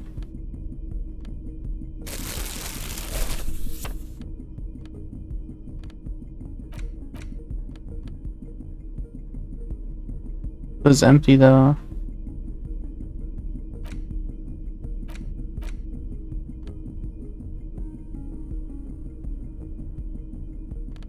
Sell them for cash. You know what? I think I will.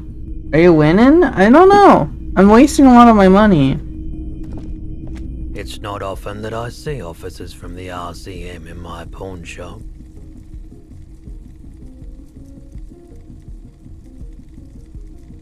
What can I do for you? His courtesy is not insincere, but he prefers being alone with his projector, just watching the movement of light across the walls of the shop.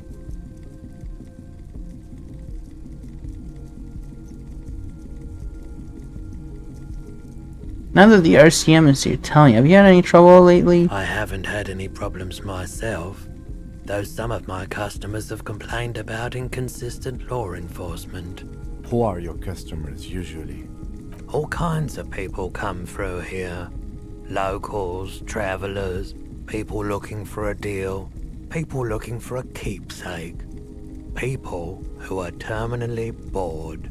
As you can see, I have a wide selection of goods for everyone to choose from. Typical, vacuous, consumerist objects.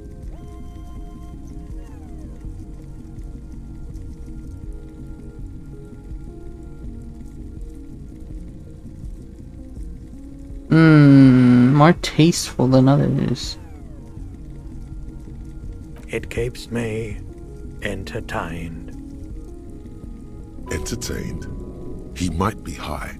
If he is, on what?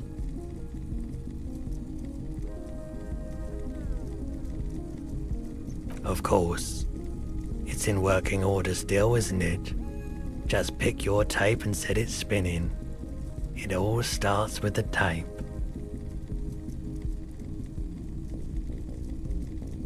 You have any guns? Someone else came here earlier today asking the same question. I promptly sold her the gun you pawned a couple days back. I got my gun! The lieutenant shifts from one foot to another, alert. Was the buyer a policeman too? She didn't seem like a policeman, although she kept referring to herself as a pig, which was odd. I found her interest in the gun a bit obsessive, but I was just happy to get rid of it, and of her. Truth be told, she was terrifying. Right, so let me get this right. You sold your sidearm, issued by the citizens' militia, and now a civilian is running around the streets of Martinez with it? Miraculously, his face does not reveal what's happening inside.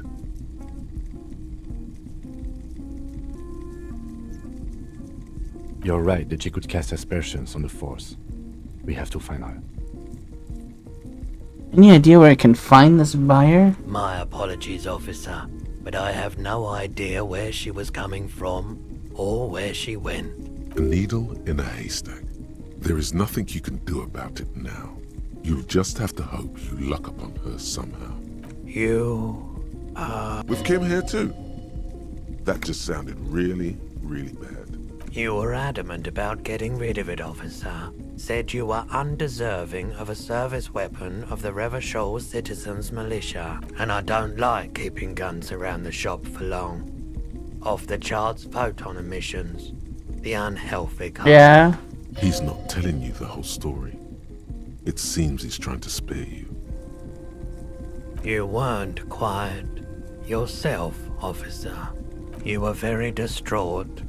You said the gun was a threat to your life and that you can't trust yourself with it tonight. And that you need the money. When I said that I don't normally buy firearms, you put the gun barrel in your mouth and sort of sucked on it. Then I agreed to take it. Very normal behavior. You must have been in great shape.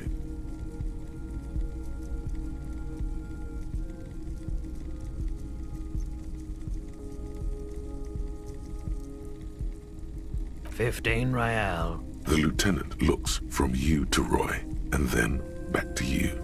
It's clear that he hopes this tableau might still turn out to be a bad dream. Poor Kim! Jesus Christ. This has got to be the most. Wow. There's pity there too, in case you didn't notice. It certainly does, especially in Revachol. Of course.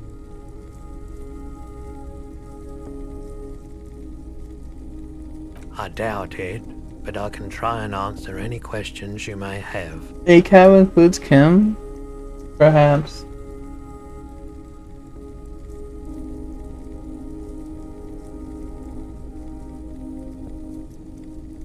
He is a fictional character though. He didn't make any of the choices that got him in his position. And as far as writing stories about cops, it all depends on how they're context, I guess.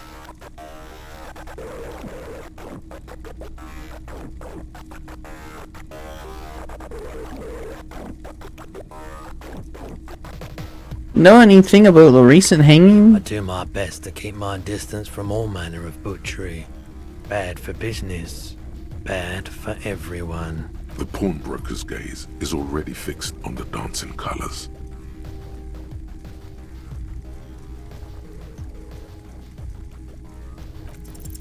Feeling warm and enthralled by the movement of light, while the mind continues to race forward. Lucky bastard, he's probably on Parolidon. It's tough to come by on the street. Parolidon? What's a drug that? Developed by the military to treat and prevent radiation sickness. It has psychedelic side effects, and it makes your eyes turn yellow.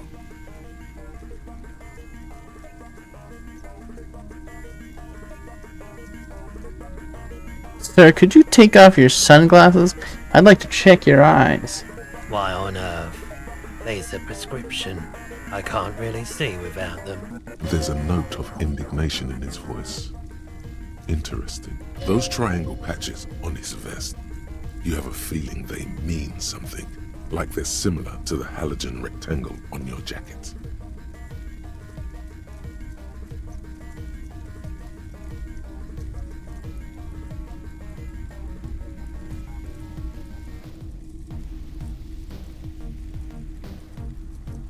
What's with the triangles on your vest? I was with the Emergency Relief Brigade. You know, after the People's Pile disaster. Had to take Perolidon for radiation sickness. That's what you were hinting at just now, wasn't it? He's taken for mental and emotional, not physical pain these days.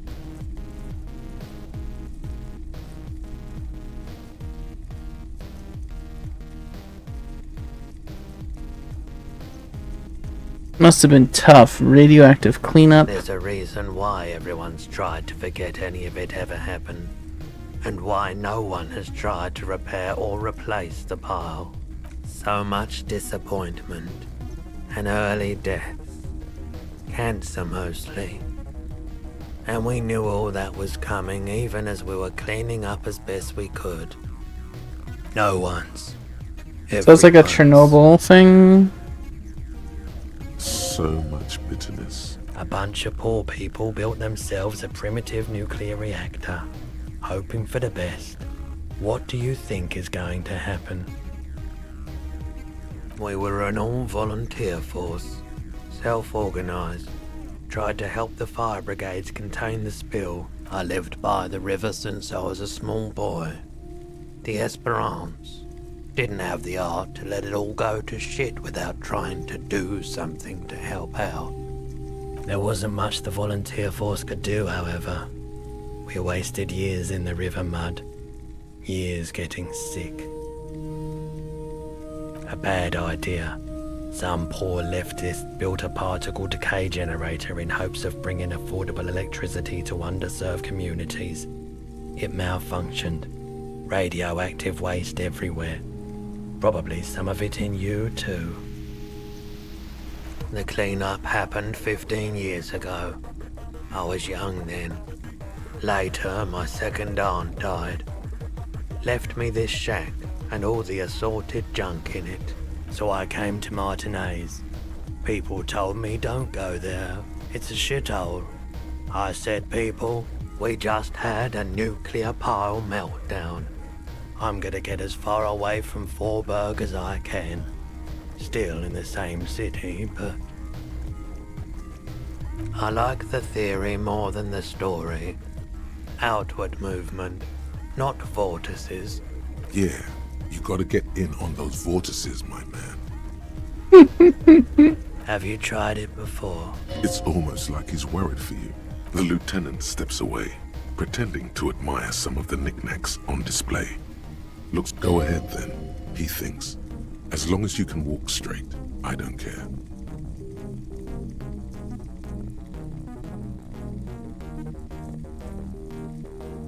Here you go, man. Yes, darling.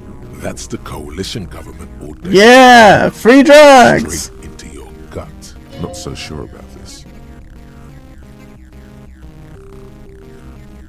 Can I just take it now? Why wouldn't I be sure? It's an anti-radiation drug, and you're a cop. Not a post-apocalyptic scavenger.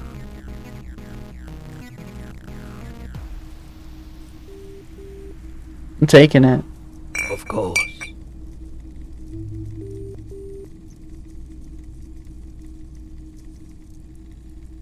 Let me have a look.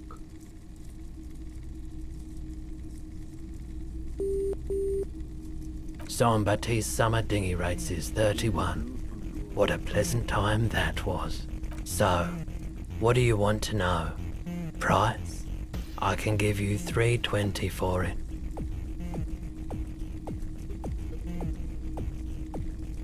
$3.20 is not really anything. I'm not gonna... Sure thing. So, do you want to sell anything? I'm not purchasing any more clothing at the moment. And especially that tie. It swallows photons around it. I have no need for necrotic object. Your mother is a necrotic object! I'm fun! Look at me sparkle in the light of the projector! Anything else you're thinking of selling?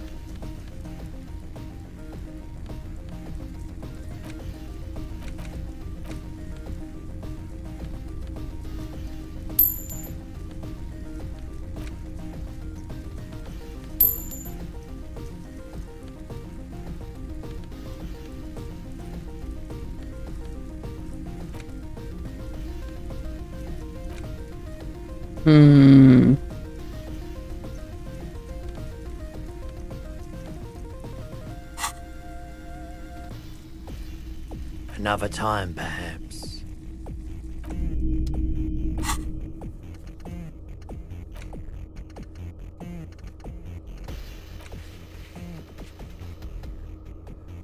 I can redo the Kim Kitsuragi thing.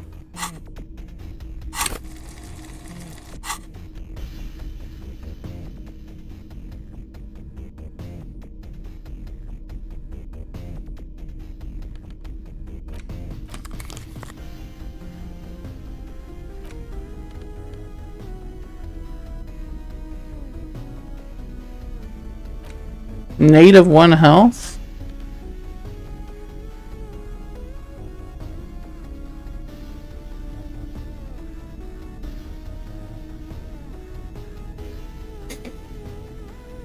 Purple liquid that can bring on anything from hot flashes to military grade psychosis.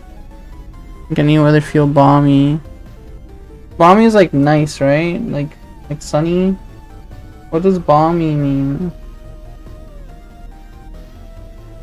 Pleasantly warm? Okay.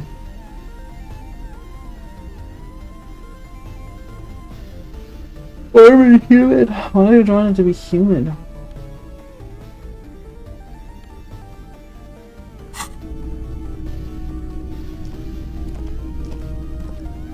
Yes?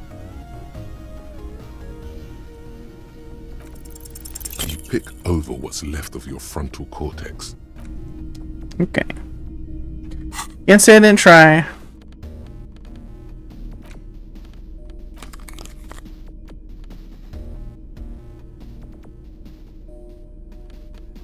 I really need to get some new pants or something. How do I sell garbage?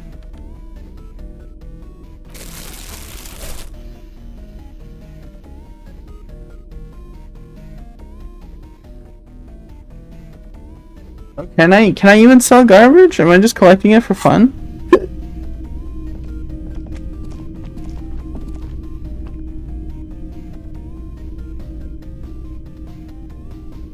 Take it to Freet? Put on a thing there?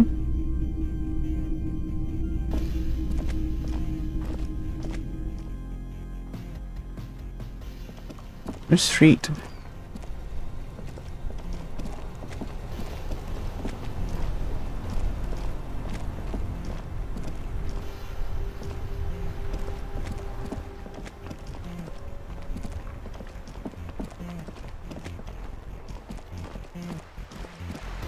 The northeast? Oh yes, I remember. Okay, I don't know, she's got another pair of gloves. Right here, right?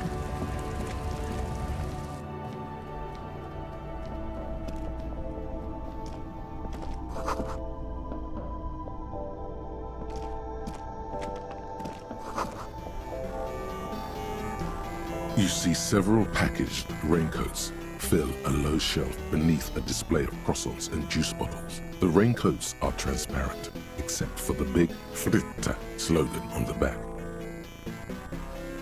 Here you go. What is what? A raincoat? You know, like the one you bought earlier? The tear machine stands in the corner.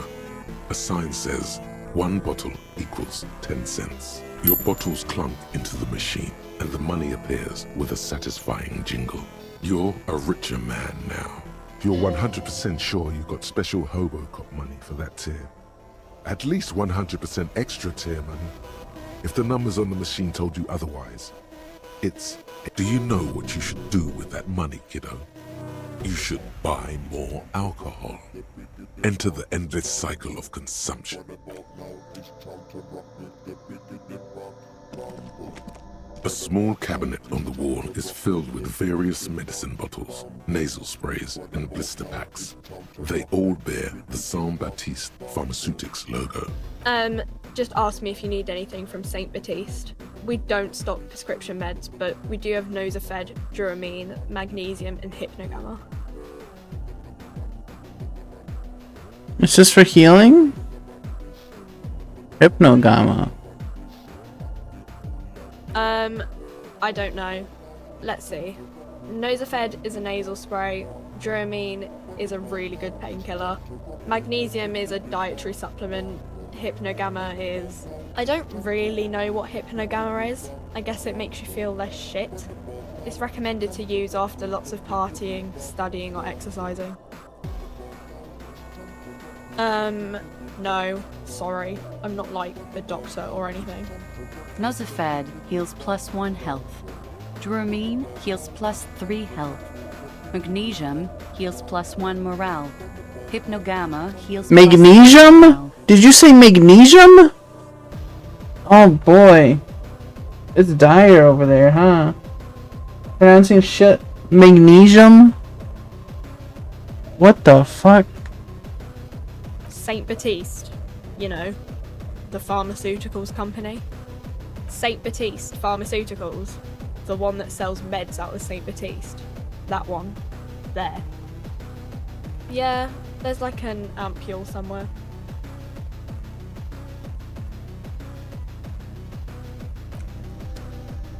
Jesus. Magnesium. Magnesium.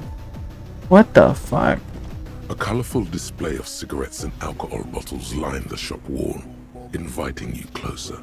There, in that dark green glass, all in vain.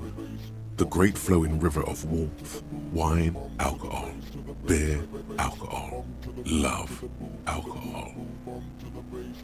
Opal meowing? The meower? Playing toys. She loves playing toys? I'm obliged to inform you that both alcohol and cigarettes damage your health, but I guess you already know that.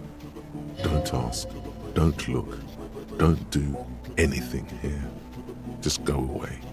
Get back to work. Know this, you will never finish your alcohol quest if you don't buy beautiful alcohol. I did take on a quest for alcohol. That's true. What? Oh, I finished my thing.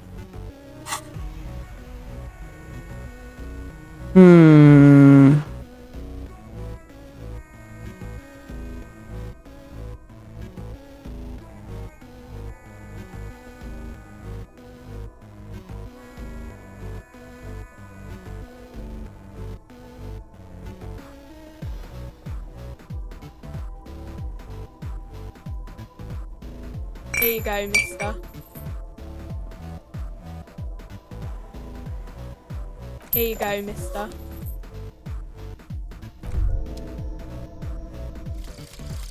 Jamais vu. Derealization. Jamais vu. The opposite of déjà vu. Not already seen, but never seen. Everything that should be familiar appears strange and new, like some half-forgotten day in your childhood. Only now. That's the feeling you've been having. And for who knows how long. You should go and ask Joyce Messier about this. What world are we in? This is a fundamental question.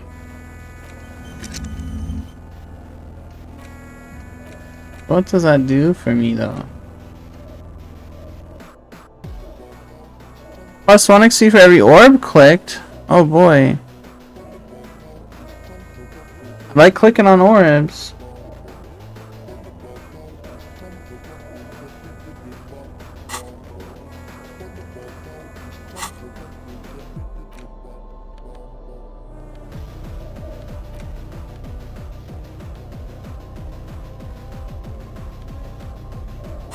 I can give those cigarettes to Kuno. Welcome to Frit. Feel free to look around or something. Everything is out on the shelves. I don't know. Frit?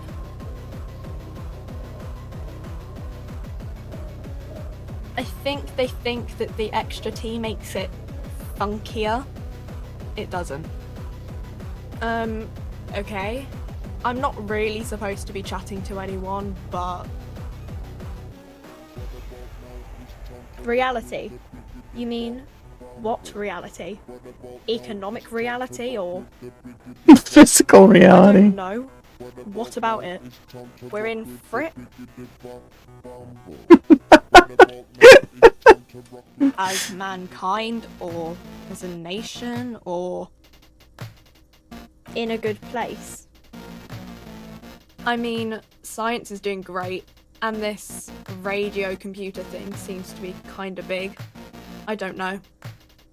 I don't know. Look at the clock. It's right behind you on the wall. The clock shows the time at 10:09. The hands seem to be still. It's apparent the clock doesn't work. When ordinary people take over the government and demands democracy. Yeah, it happened like 50 years ago or so. Sorry, I'm not very good at this. At history, I mean. Our government? Or do you mean something else? Sorry, I really need to finish this article. Cool. Oh. New skill point. No. This thing. My brain.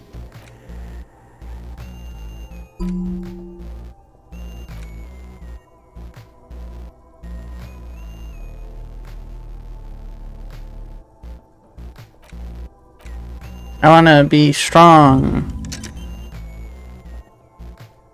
Does this lightning shit mean anything?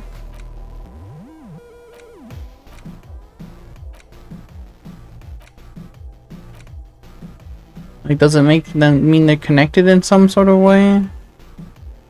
Whatever.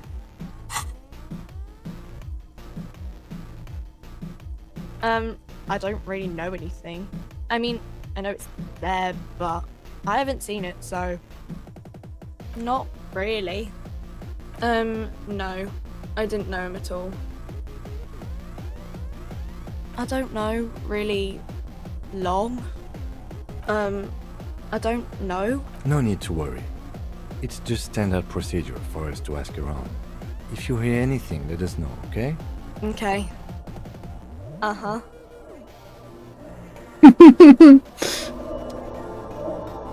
It's pretty cool.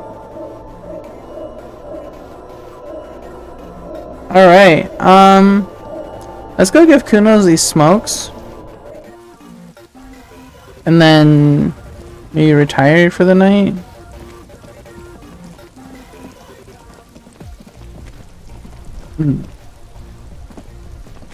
It's raining again.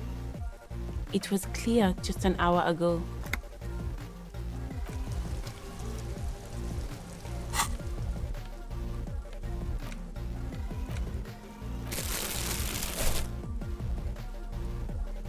I'll keep the tracksuit on.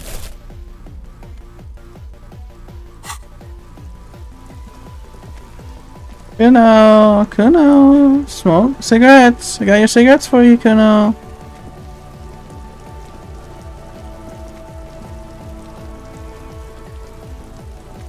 Have you come to make your offering to Kuno? You give the pirate, hold on. Oh my god. What do you think, Mecca? What do you think, Mecca? Alcohol, pyro, or smokes?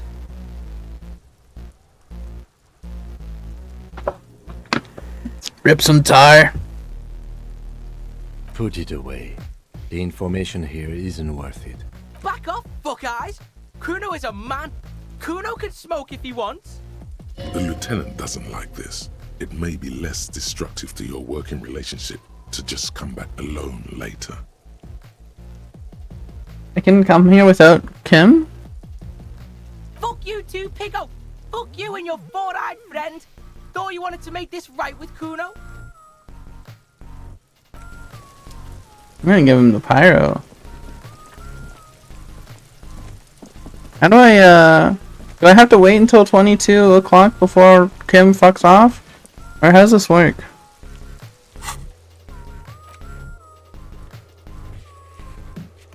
Join on the Whirling Rings balcony after 22 o'clock. I'm calling it a day. Okay. Well, let's go in the bookstore maybe.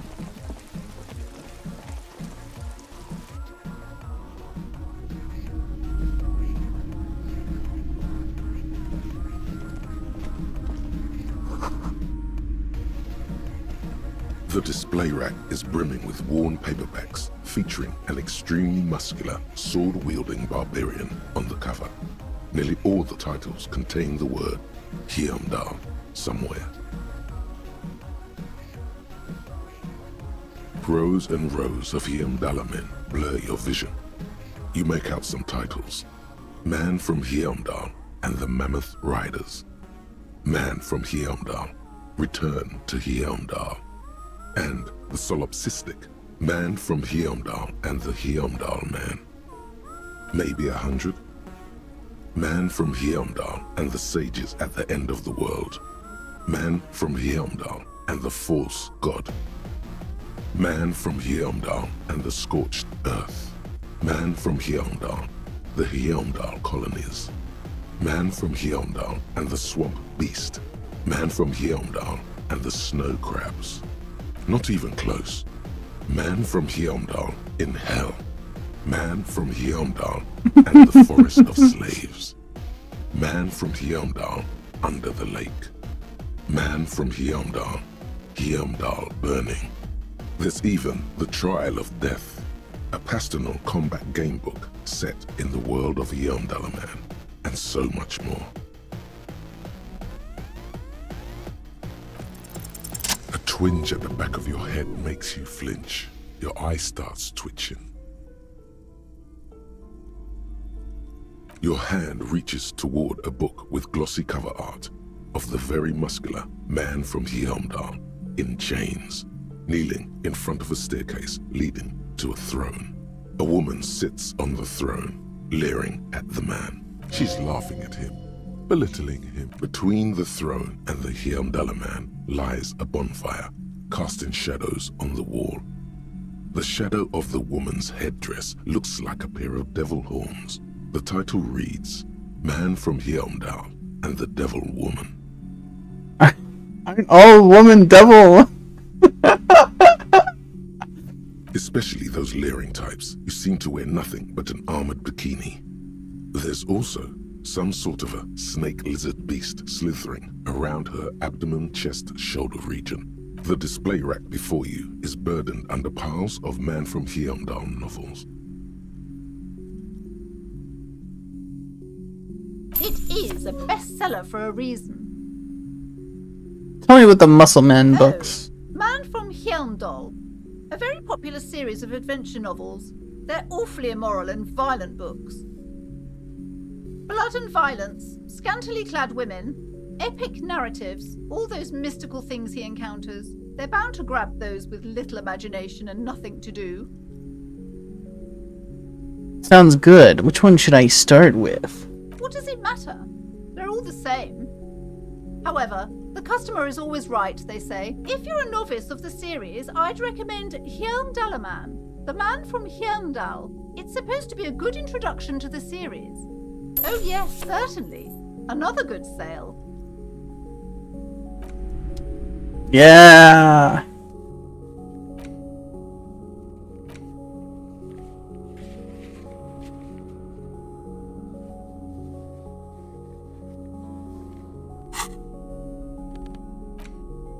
I can read them. It's just a racist mug. What's there to read here? Not much, but it will not happen. The mug talk is exhausted. It's just a racist.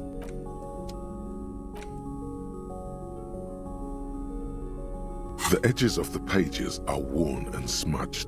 A lot of people have read about the Devil Woman's altercations with the Heimdall man. The jacket copy proclaims, "Man from Heimdall returns in his most exciting adventure yet. After Apple crashing time. into a strange jungle, cannibalistic natives abduct his only surviving comrade, Noble Tyribald. Before Man from Heimdall can mount a rescue, he is ambushed by a tribe of female warriors and taken to the ancient citadel of Cloud City, where a mysterious and wicked queen rules supreme. Will Man from Heimdall be able to escape his dire situation and find his missing friend?" You open the book to a random page. Man from Heimdall, wielding his two Zweihanders, is carving through a sea of savages, his visage fixed in grim determination. His arms, whirling like windmills, are soaked with the blood of his enemies.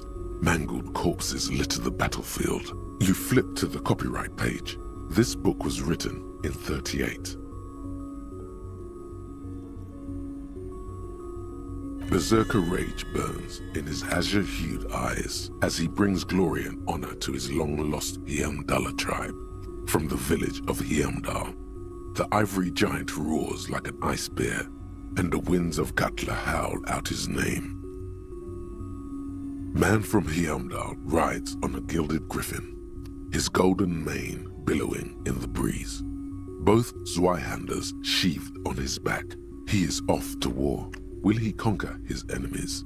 Will he conquer himself? The steel muscles of Man from Heimdall gleam in the humid jungle air.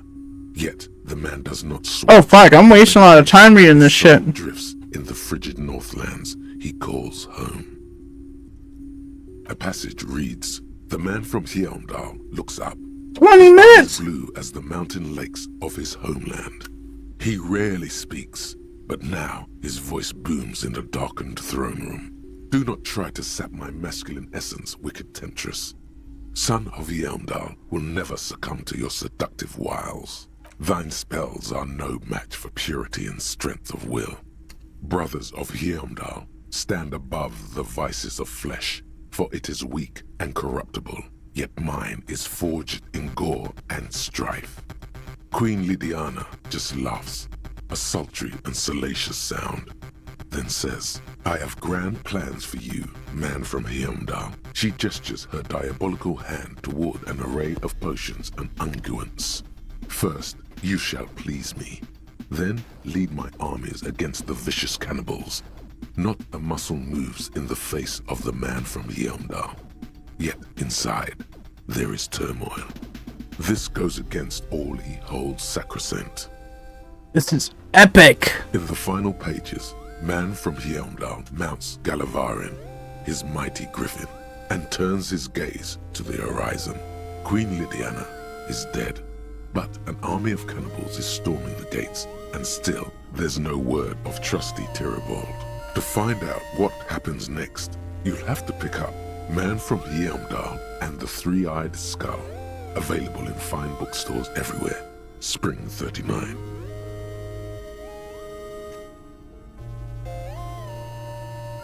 Wow. Cliffhanger.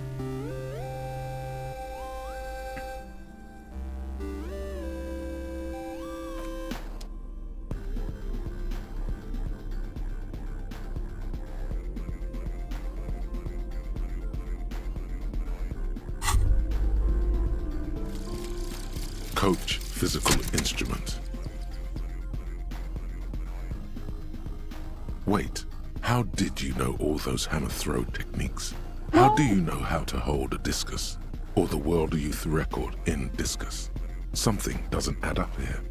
This mushy thing between your ears didn't know the name of the city you're in, but it comes loaded with trivia about the correct chin position of a shot put ball. Could it be that? Shut up, namby-pamby. This train of thought ends abruptly. It's leg day. Straighten your rhombus muscle. It's shirts versus skins. Take your shirt off, Namby. Your skins. Wow.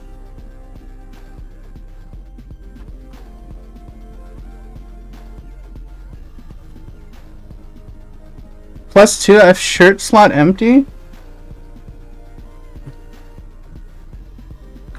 Well, damn. Guess I'm taking off my shirt.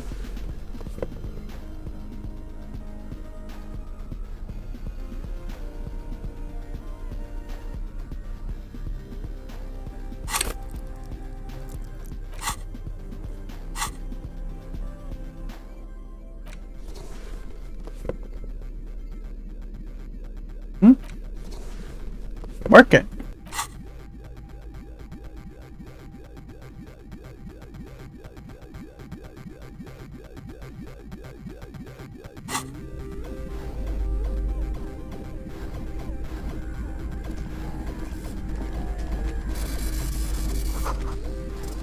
Old sports magazines tucked away.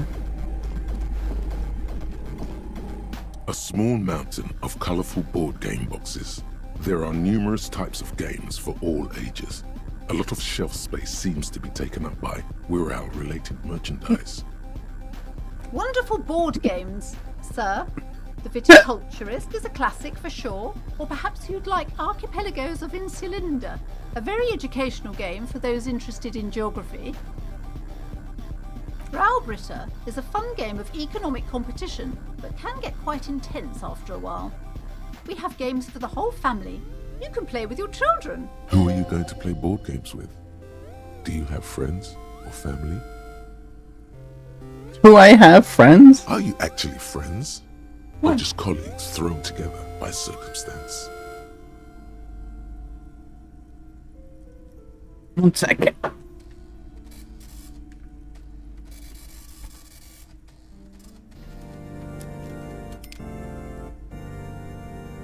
Then you're a lucky man, officer. Children are the greatest of treasures. For playing with friends, I'd recommend Suzerainty.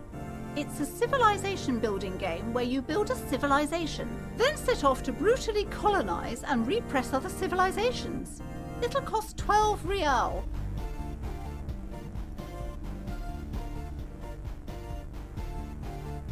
Lousy auras there. No, role-playing games are popular among those types. You know, who are into those kind of things. Personally, I don't like it. Not at all.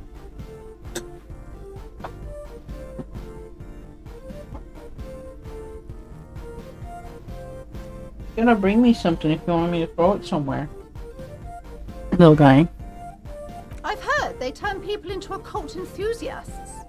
That they have rituals where they try to summon entities. Highly immoral stuff.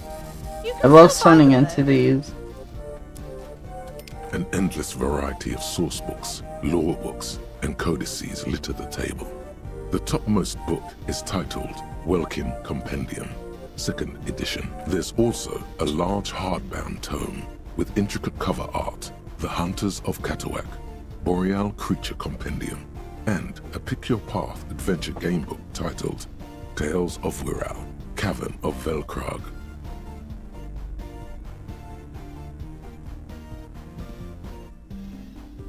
Binoclard.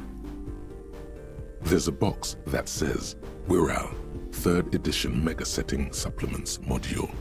The side panel notes, a fantastique adventure board game, new maps and miniatures. A sticker on it displays 25 real. If you say so, but you better stay away from those immoral occult rituals. Wonderful choice, sir. A wholesome family game.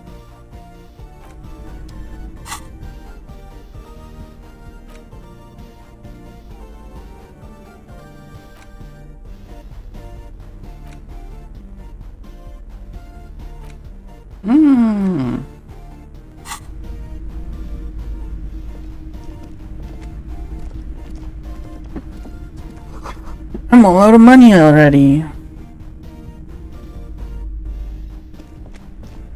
Lake trout. Books about trout.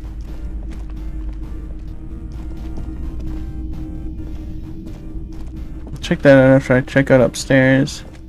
These shelves are overburdened with books from the same series. You see the name Not Dick Mullen. over and over. Oh, crime, robberies, murders, even sexual crimes. We're fortunate to have Dick Mullen and his stories to sort all that out. You're a police officer, apparently. You should buy all of these. They really do teach a person how to be a proper detective. Crime fiction is a disgrace. An asinine misrepresentation of the physical attributes of the arduous everyday work of actual police officers. These books greatly overstate the excitement of police work, glossing over how long it takes to actually follow up on leads and eliminate dead ends. What's more, they completely ignore the psychological hardships of year after year coming into contact with people during the worst days of their lives. Not a single mention of all the stress this work creates upon the officer's family. Detective fiction just doesn't tell the truth at all. Now, would you like a list of all the books found on the shelf? You see Dick Mullen on the job. Get Me Mullen. The Stalwart Adventures of Richard P. Mullen. Dick Mullen and the Murder in the Orchard. The Sordid Affair of Dick Mullen. A killing is declared. Dick Mullen in the Murder House. The Final Case of Dick Mullen. An Obvious Lie. Dick Mullen in the Clock Tower. The Ordeals of Dick Mullen. Dauntless Dick. Dick Mullen's Funeral Pyre. The Murder of Dick Mullen. Dick Mullen dies? Oh no. Turns out he faked it to solve a case. Is there any more? Yes. There's also The Dame Who Did It. Farewell, My Mullen. Faking death seems to be a common trope in the Mullen series. The Morbid Tales of Dick Mullen. A dark tide turns. Tragedy calls for Dick Mullen. Another one with fake death. And, of course, Dick Mullen, the murderer. In order to catch a murderer, Dick Mullen must become the murderer. Come on. This is not the way real police solve crimes. The real police are some 20 kilometers away, sitting in an armored motor carriage. Come on, Chester. Tell the story again. Again? Man, I tell that one at least once a month. It's not that interesting. The fuck it is. And these guys haven't heard it. You see, Chester here.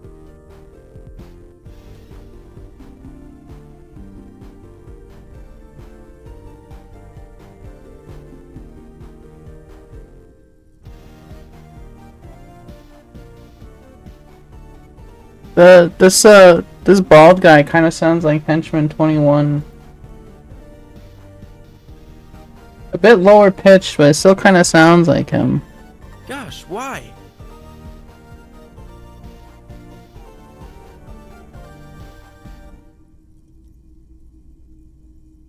A very fucking dangerous case, ain't that right, Chester? They almost got you that time. Yeah, sure came close. Alright, so I was tailing this guy called Francis the Shoe. This guy Chester kind of sounds like Blanco, whatever, the albino guy.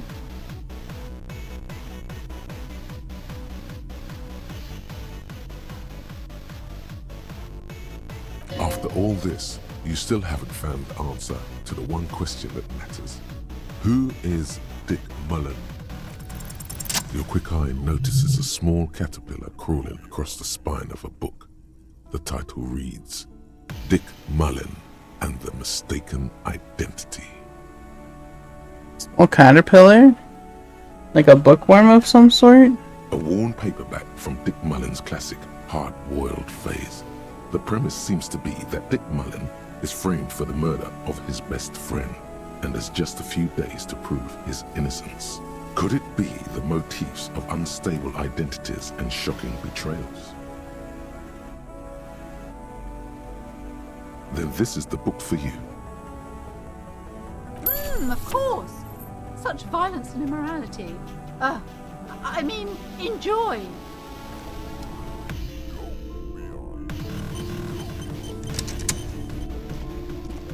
They're gonna kick me out of the hostel.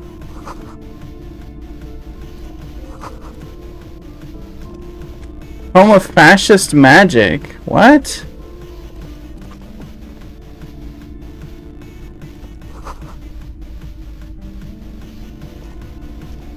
like Nazi occultism or something? Romance and biographies of famous people.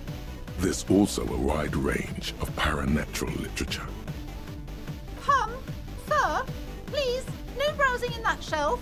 That wisdom is not for free. I can't have you end up, like, opening a police store next door and stealing my customers. Oh no!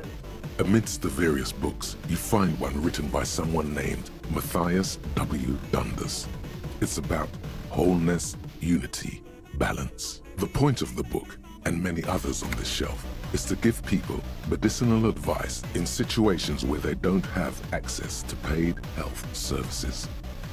It serves platitudes, while also telling everyone that traditional medicine, the kind people don't have access to and which costs more than this book, is garbage and would only give you cancer anyway, without even curing your cold or anything. Wholeness, unity, balance, on the other hand, can basically take care of anything.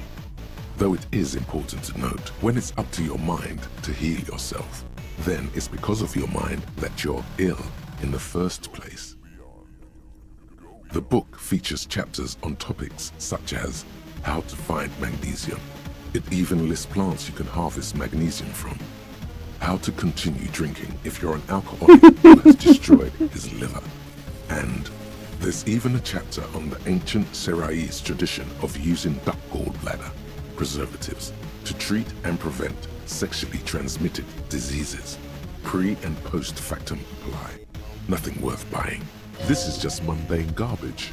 What's even paranatural about this? The throbbing in your head increases with every passing moment you gaze at this show. Suddenly, as if out of nowhere, a small green book becomes apparent. The title of it reads, Medicinal Purposes of the Pearl. The book contains very little explanation on the matter. This knowledge seems to be taken for granted. The book contains descriptions of various pseudo-scientific therapies, alternative medicines, and folk remedies involving the pearl, also known as le territoire. For example, it recommends vigorously swatting one's naked body with a venik or hand broom, made from the leafy twigs of a young birch tree from the near pearl. It is, and good for the circulation too. It also recommends consuming distilled spirits like vodka or whiskey that have been aged in the pearl. Oh shit! Readers are instructed to cover these jars in a shallow hole just inside the pearl and leave them there for 30 to 60 days, depending on the potency desired. Among other benefits, it is alleged to restore a damaged liver to perfect health.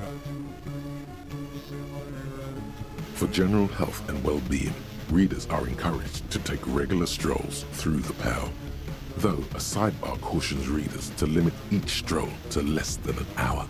These strolls promise to cleanse the mind of worries and the body of toxins, especially if the perambulator performs this ritual in the nude. Nudity figures prominently in a number of these prescriptions. This is exactly what you need. Yeah? There's an entire section devoted to cures for men who are struggling to perform their marital obligations. Excuse me, sir. I believe you've been perusing that particular volume long enough. If you'd like to continue reading, indeed. Something about that book does seem to have spoken to you. Well, I hope it contains what you're looking for.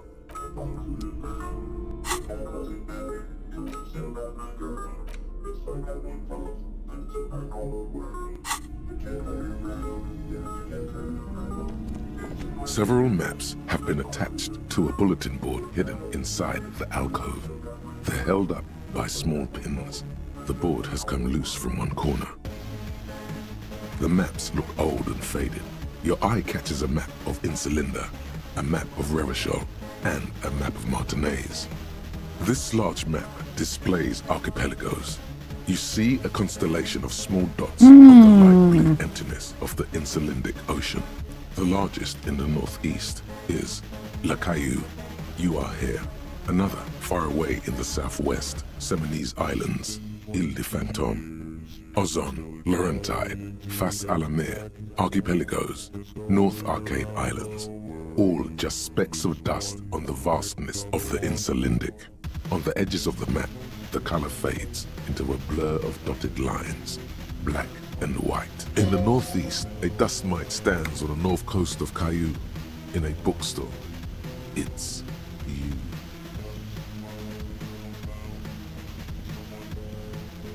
You can, on Caillou, Revachol, a single black star, on Ozon, Fondelier, and Vimandu, on archipelagos, Croyan Moran, Villiers, on Seminine, Olduvai, and on Laurentide, Deora of the Seven Seas.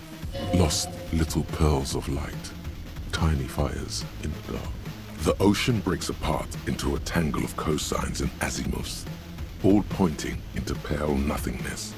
Windy is the north azimuth. Grad is the northeast azimuth. Samara is the east azimuth. Seol is the west azimuth. Isolas, they're called. Connections to other worlds. Words past the Insulindian, unknown to you. You only know you've never been there. You have little idea what they are. Distant stars, gods. But looking at them makes you feel almost non-existent. Whatever they are, the Isolas are immeasurably large compared to you, and very, very far away. Perhaps they are gods, gods of distance and outer dust. Okay. The north coast of a verdant island is shattered by a lot of words. River. It is the River Esperance. Countless bridges put the shards back together, connecting city blocks to river islands.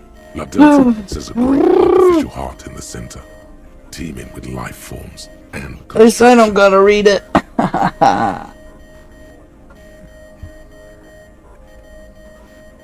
To the east, rolling hillsides, Le Jardin, Stella Marie, the suburbs of Saint-Baptiste, swallowed up into the megacity. They sound rich to you. This is Revachol East. Hudon, it's somewhere to live. Not bad. Then there's Jamrock. It's bad. People shouldn't live there, but they do. Then Forberg. It's almost as bad, and much larger. Then Coal City. It's the worst. You feel you're just west of Coal City, somewhere above Jamrock and close to Coal City. Why is the shit behind the dialogue box shifting left and right? It's not really a map. It's a tourist thing. A picture postcard with buildings on it, drawn from an isometric perspective. A date in the upper right corner says 48. Still, it's detailed. Could be pretty useful for scouting ahead. You see the jagged boxes of an industrial harbor, even the whirling in rags there. I'm sorry, officer. The map of Martinez is the only one available. The other two are not for sale anymore. And besides, you could scarcely afford them. They're quite valuable, though they might not look it. The map of Martinez is 90 cents, though. That old thing? It's an out-of-date map of a tourist location that never was nor came to be. From when some design studio people tried to spruce the place up 4 or 5 years ago. They also renovated the horse statue, set up those coin-operated viewers, and designed the new street lamps. They didn't get that far, for some reason. A shame the project never got going. Would be nice if someone fixed Martinez up. All these ruins are bad for business. Always good to be informed of your surroundings. We should think about calling it a day, maybe. The nights are still miserably cold this time of year. We should take care of that then. Let's talk to him anyway. An officer of the RCM shouldn't be sleeping in the street. Though he finds this situation frustrating, he is doing his best to not make you feel any worse than you already do. The plaque on the shelf reads, Biographies of Famous People. You see a large variety of names, none of which ring a bell. I would say the greatest innocence. Yes. Welcome most back, certainly. any liquors. It's an Welcome important back. educational tool, delving into the depths of history, religion, and their relation to innocentic power.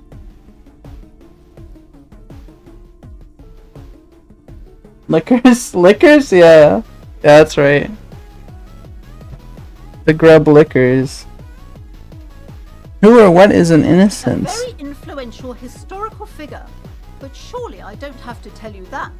You're a law officer, and law officers have at least some education. The book is also very daring.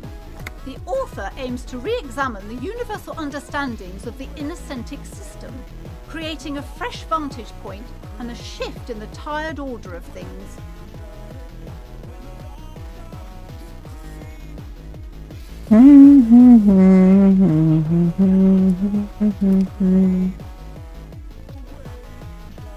Tell us about which of these innocences is the coolest and the greatest. Perhaps for a layman, deep analysis is necessary to peel back the multi-layered meanings. Certainly, it's prudent for a person to have at least an elementary understanding of history and society. Imagine the chaos we'd be in otherwise. You feel like you should get this one. Definitely. It's important somehow. There's something personal inside. Browsing through all the books with all their names makes your head spin. None of these seem important or relevant. It's all just vapid egoism. Suddenly, a particularly odd title catches your eye. It reads, High Speed Love, the tragic true love story of Jacob Irv and Alfie Delatraz, by one Cecilia Averbrook. High Speed Love chronicles the romance between two of the finest tip-top tourney racers in history. One of them is the madcap driver, Jacob Irv. His blonde mane graces the cover. Next to Irv's life story, you see a slim biography of an Occidental rock star called the Anti-Star. He's famous for shooting morphine into one of his eyeballs and cocaine into the other. Hey. Next to that, the Rasholian radio personality, Guillaume Bevy, stands in front of a rundown drug den. He's a permanent fixture on Channel 8, reporting on real-life crime and ruining cops' days. I really must insist you buy one of the books. Reading them is not for free. Do still browse though, but not too long. She understands she has erred against the customer and immediately corrects course. I'm sorry, I did not mean to rush you. You are browsing. Go ahead, take your time. Time is commerce. A true cultural touchstone. Enjoy the read.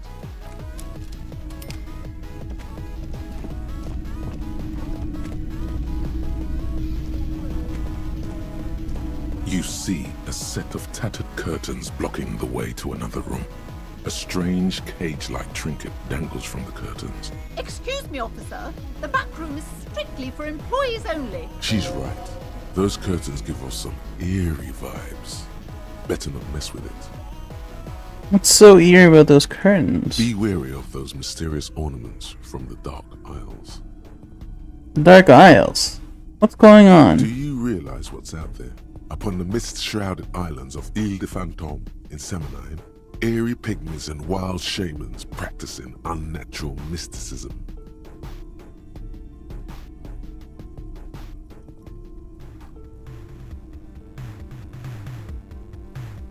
So the remote viewers division is real? I am it, and I am up to the task. Wait. What? What's the hang-up? Mystical spirits, unnatural emanations? Nothing a pair detective can't handle. Let's go. Okay. You're one of the initiated. Then go ahead and fiddle with the curtains. But do so at your own peril. Nothing. Now please go back to browsing the books.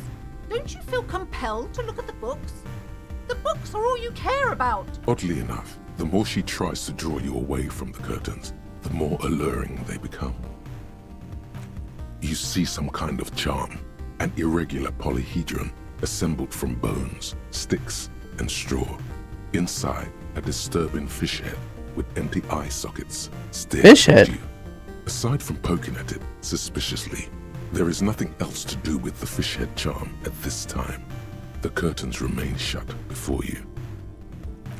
Just as you're about to pull apart the curtains, the petrified voice of the shop owner cries out once more. Sir, don't touch that. I told you it's off limits for the customers. How Parapsychologically speaking, we're done if you decide to open them. I won't be held responsible for the consequences. It's too dangerous.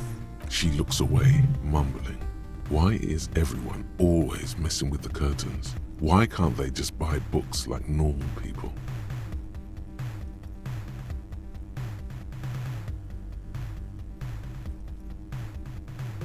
But I sense this place calling for me. I must investigate beyond the threshold. You do? My God, even more reasons not to mess with the curtains. Just step away, dear sir. No, it's just a storeroom for the employees, I told you. Now please step away from the curtains. Why? It's not like anyone was killed there. I'm sorry, I don't mean to be so impolite. Just please don't go there.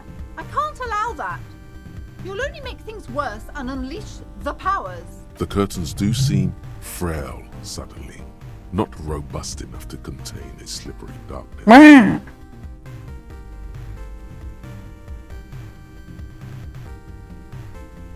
Well, I'll come back and open these in the morning. Let's just talk about this first, all right? There's no reason for you to venture into the unknown. What are you, a coward? Think about the marvelous adventures waiting for us on the other side. There is something mysterious about the curtains. Be careful. The curtains, tattered with age and covered in dust, hang before you, as if taunting you. I'll ignore them for now.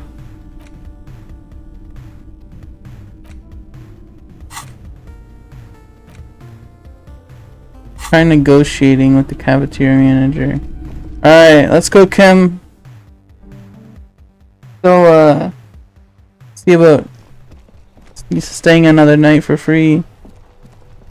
So I've only got $14.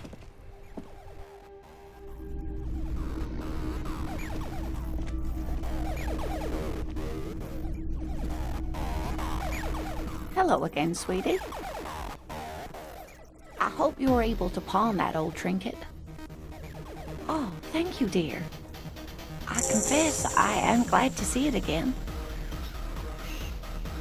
Even the lieutenant seems happy with this turn of it. Now, what else, sweetie?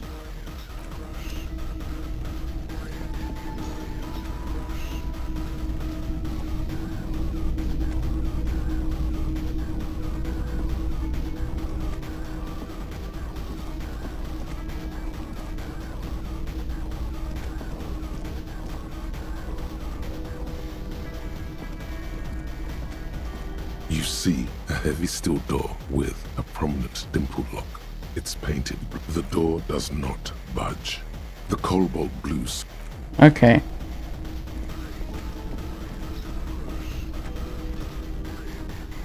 Hey, buddy. Can I help you? Yes, have you got it? Does that arrangement include you paying me what we already agreed you owe me?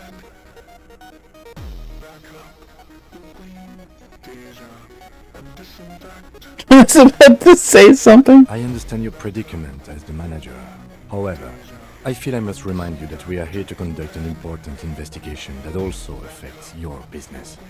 Forgive me for saying this, but your colleague seems more committed to drinking, and I mean no offense. It's really nothing personal. I just have to protect the interests of this establishment.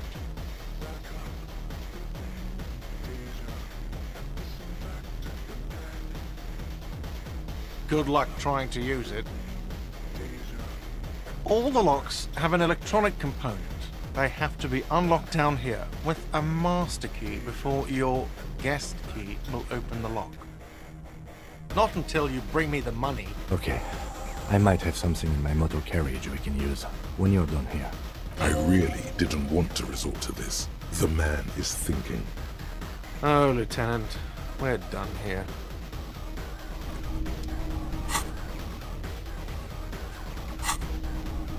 Am I just gonna sleep in the car? That'd be pretty cool.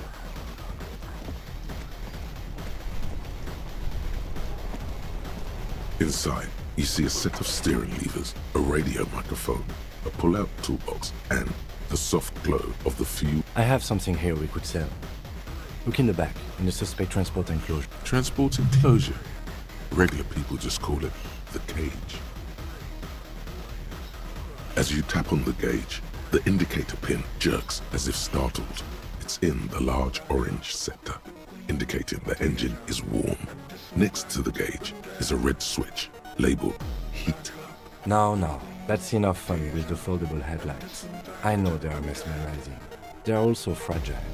I'm not going to turn it on for you again. The cage at the back of the motor carriage looks rather uncomfortable. 4 shiny hubcaps are stacked against the seat. Their silver edges sparkle in the dark.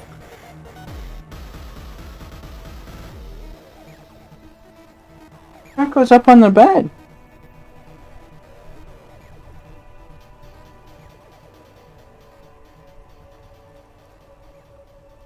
They still have that.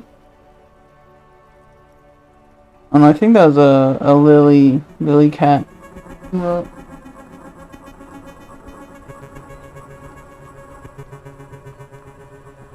Marco, you good boy?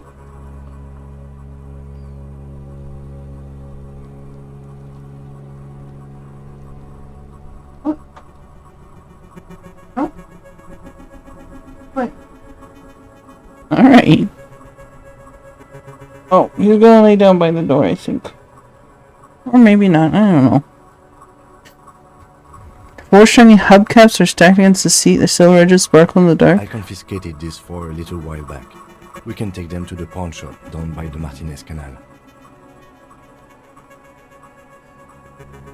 What do you mean you confiscated them? A couple of weeks ago, I stopped a young man for going slower than the speed of traffic. Hey!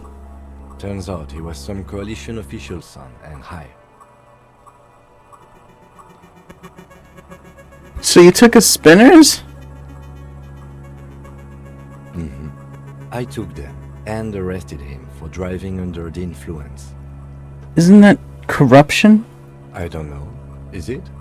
I was going to take them into evidence, but they weren't necessary for conviction. He never asked for them back.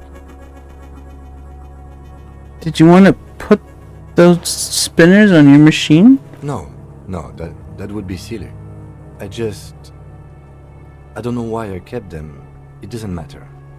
I couldn't put them on this MC anyway. A cop with spinners. That would be outrageous.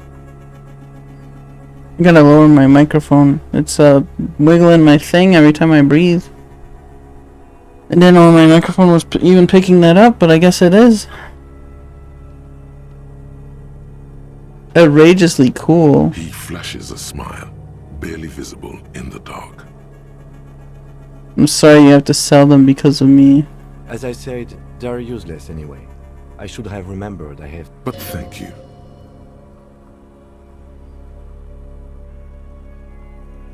The lieutenant nods as you take the spinners.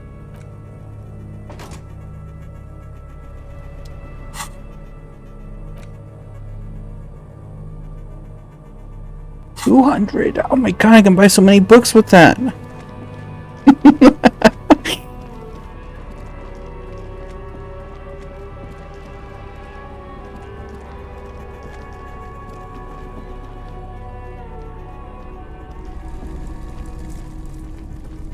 Hello. Let me know if I can help you with anything. Yes, we'd like to sell these hubcaps. Roy takes the hubcaps from the lieutenant and inspects them. Yes, these are very, very good. Did you defraud some foreign prince for them? Jump a mesk banger? No matter. No one was defrauded or jumped, I assure you. Of course. I meant no offense. 200 real for you, officer. Delightful doing business. Thank you. Here's the 130 real you need for your bill. Do not waste it. The windfall is a... Oh my god. Could you imagine how pissed off you'd be? I spent the money. Oh. Selling. Another time, perhaps. Oh my god, he would kill me.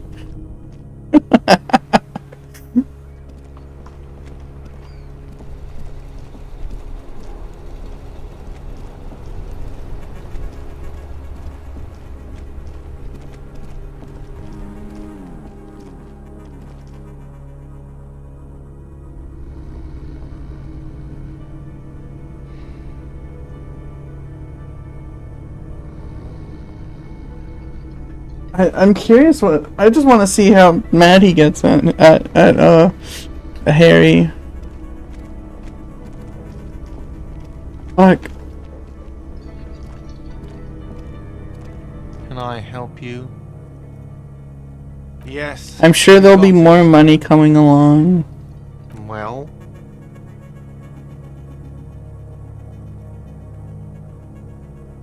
Great. Thank you, officer. That's all I wanted. Payment for services rendered. If you continue to stay here, I just ask that you please pay your nightly bill in advance starting tomorrow. He's not sorry about his behavior for your sake. Now that you have money, he really wants to make sure you're not angry with him.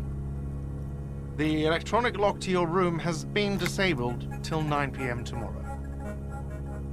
Please pay for each night in advance starting tomorrow. 20 real per night.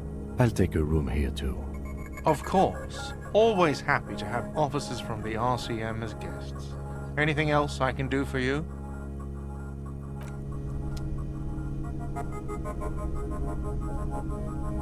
We got a lot of lights on.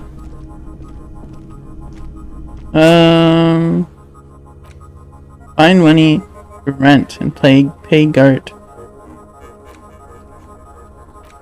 Well, let's go talk to Kim, I suppose.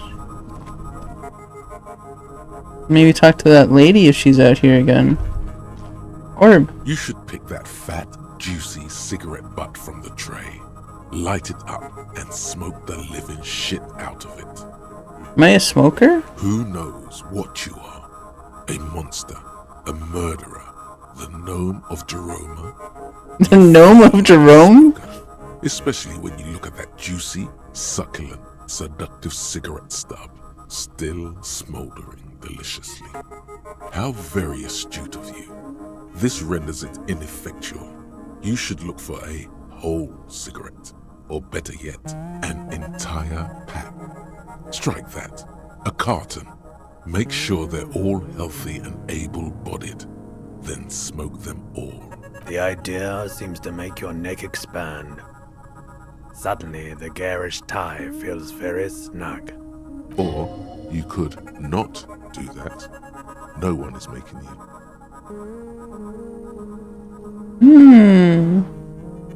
I'll make it priority 1. Good. They'll make you stronger and better. You're too old to be cool now. But find cigarettes, smoke them, blam. Instantly a cool renegade man. A mystical red dragon with smoke rising from his nostrils. Plus, smoking them gives massive bonuses. Find smokes and smoke them.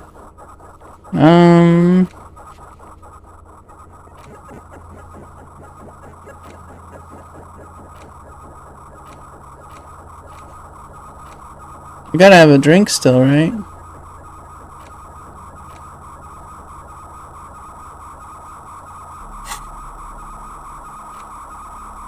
Might as well have a sip.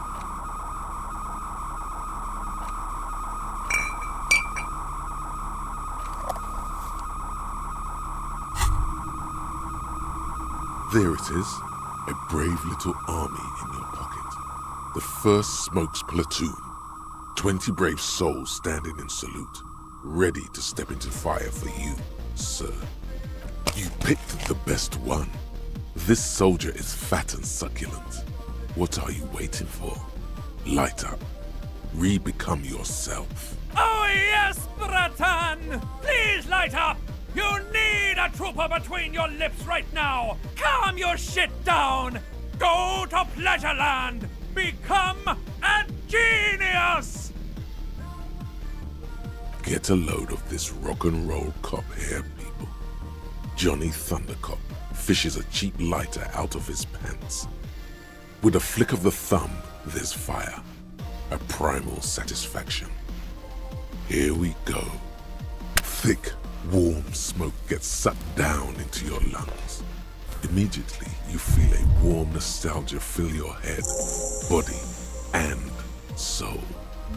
A nostalgia for yourself, the man you were in your youth, Johnny Thundercop is back, and he's chill as balls.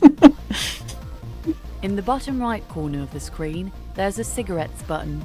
Cigarettes gives Classic, intellect, the classic cigarettes logic, button. rhetoric, conceptualization, visual calculus, encyclopedia, and drama. This is good before a white check, but damages your health. Well, hello. Someone seems to have found himself a bottle of alcohol. Here's where the magic happens. What a solid can of mass-produced piss water. Well over 10% alcohol in this so-called beer. Pop it open before it gets too warm. Wow, the gods of mass production have made this alcohol container laughably easy to open. A child could have done it. I don't know about this. There's a satisfying pop as the cap comes off, and the hair on your back rises like an army at attention. You've been here before. You see a flash of teeth, a young woman smiling at you near some railway overpass in your ruined past. She is gorgeous, and she is yours. A golden sun melts down your throat, its rays filling your nostrils with sunshine. Your stomach melts from it into a happy, gooey mess. So does your mind. All the bad things are melting. You're you again. A real cop. A real detective. Incredibly well done. In the bottom right corner... From the void we came, and to the void we must return.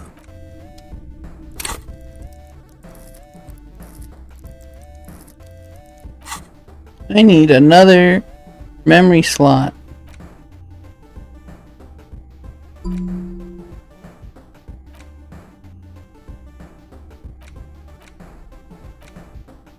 Not that I've got anything to put in there yet, but I've got it now. The door is closed.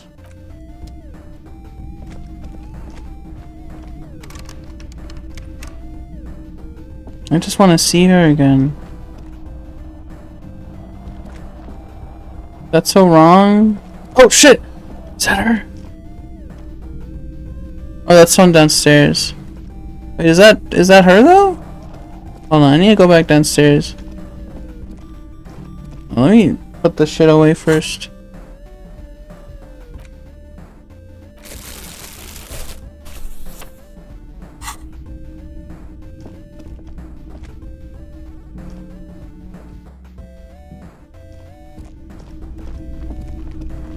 I can't talk to her. Oh well. Meow meow meow meow. Alright. This is the door to the room you redecorated. Just a moment. You had some questions earlier, I believe.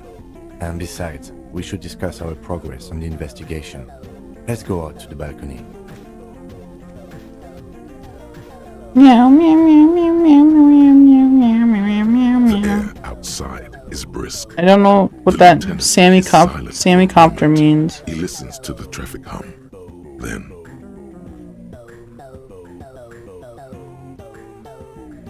Where shall we begin? We should talk about the investigation, first and foremost. But I also remember you wanting to discuss the RCM?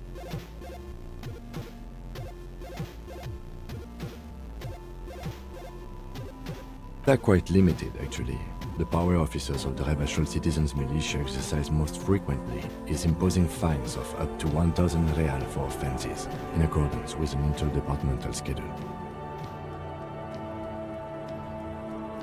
The RCM's primary role is to ensure safety. We are not really supposed to play any part in the economic structure of Rebachol. Sammy themed helicopter. C.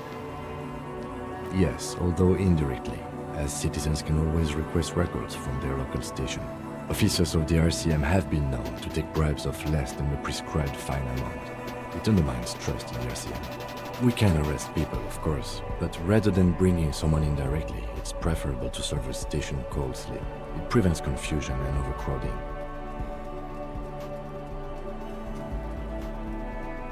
How can you be sure the arrestee will show up?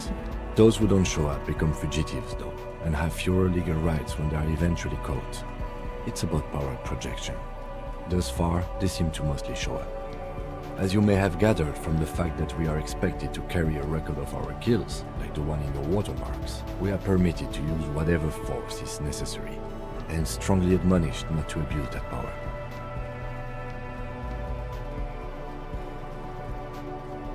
So if I kill someone while on duty... You have to supply compelling evidence for why it was necessary to use lethal force. In these cases, your partner is usually your witness. Not a good position to be in, by the way. Internal Affairs handles these cases thoroughly, by cross-examining you for inconsistencies. It is hard to cover for anyone, which is for the best. We don't convict. We arrest and send them to coalition government courts in Courant and La Delta. The prosecution works off our testimonies and records, which is why it's paramount to keep them. Yes, the international community's mission in Ravachol, and the moral intern more broadly. The RCM was formed by the coalition government to restore order in the international zone after the revolution. So we did. Now we attempt to maintain that order. No more, no less. I didn't. Hold on. It was formed by coalition government to restore order in the international zone after the revolution, so we did. Now we attempt to maintain that order, no more, no less. Accidentally fixed on the window just below that went dark. Or perhaps it is better to say we were allowed to form. It's a point of contention whether the citizens of Ravachol or the coalition government founded the RCM. Be sentimental if you like. Either way, the moral intern leases us the right to keep the peace in this city, and they will take it away if we misuse it. I have a cigarette every night when I go over my notes. It's something of a ritual. Oh man, he looks so devastatingly cool with that cigarette.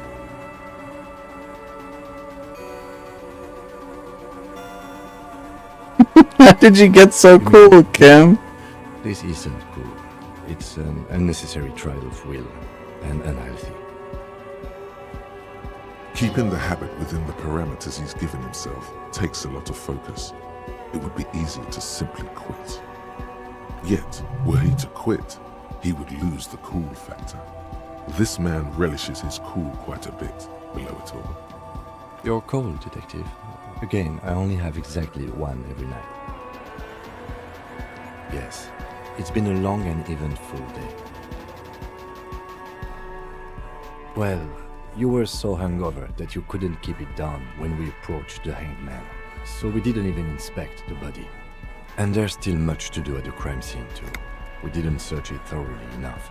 He would have put all of this more harshly, but he doesn't want you to feel completely discouraged. Probably because he's afraid that you'll just give up and keep drinking.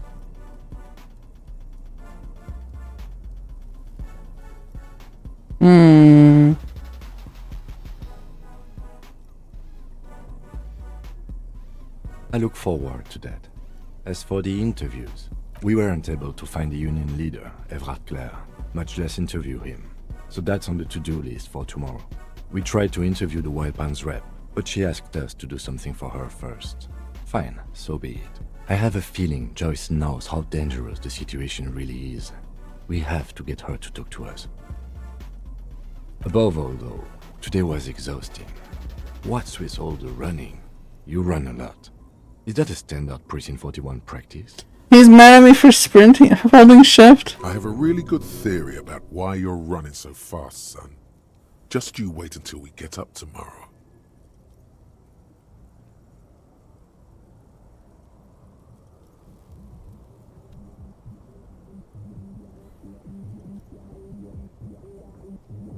It's impressive, to say the least, for a man your age. But I guess those sneakers are a perfect fit for running around. Goodbye. Okay, dude. pocket watching me like that? Come on. The Moralists International are the world's largest political organization. You know who they are. They have been running this place after the revolution failed.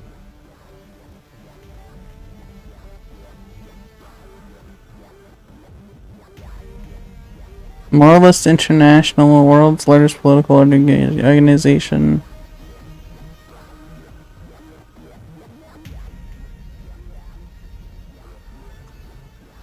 They're a union of center-left and center-right parties across the Real Belt.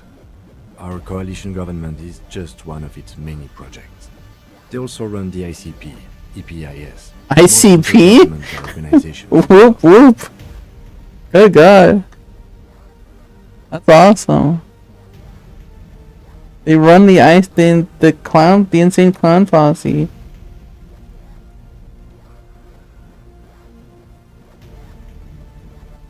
What do they believe in? What do they believe in? They are Dolorians. They believe they continue the humanist project set forth by Her Innocence Dolores Day 4 centuries ago. Others say they are just technocrats. Interesting question. It's a blue forget-me-not. Their motto is love, compassion, self-discipline. I think you can gauge what they want you to think of them from that. Something ominous. Something even a little feminine. But in a strict manner. A historic figure? The author of the modern age? You will have to look elsewhere for opinions. The subject Can you hear that? of feminism is too abstract for me. That's me clicking the foot on my keyboard. I didn't know my microphone. Man, my microphone picks up way more than I expect. You have to look elsewhere for opinions. The subject of humanism is too abstract for me. The moral intern are a fact.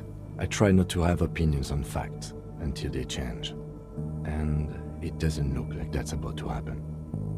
It is more than that. There's some kind of affection in him. You like the moral intern, don't you, Kim? Yes, I did, when I was younger. In my 20s, I considered myself a moralist. A blue forget-me-not, a piece of the sky. They're not all that bad, but the years have changed that. I don't know what I believe in now. No, I believe in the RCM. That's enough for me. Do you?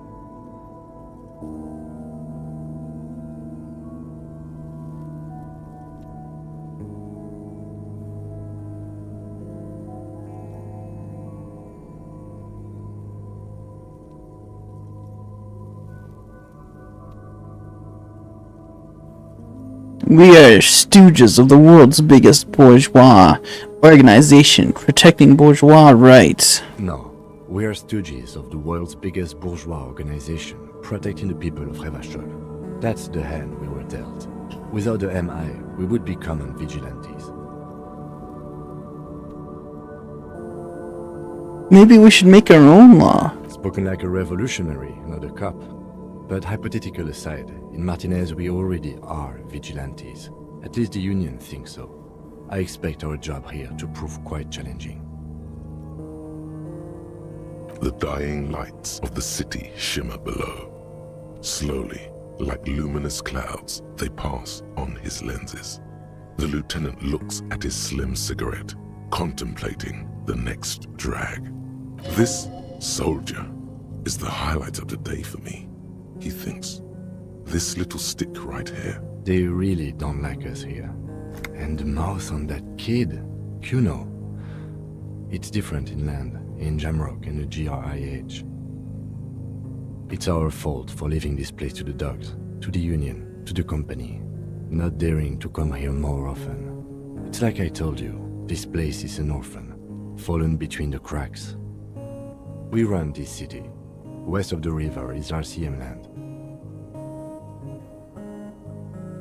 It's incredibly hard. Human beings are... But we are in control, and it's worth it. The organization works, our systems work. If they didn't, the city would disintegrate.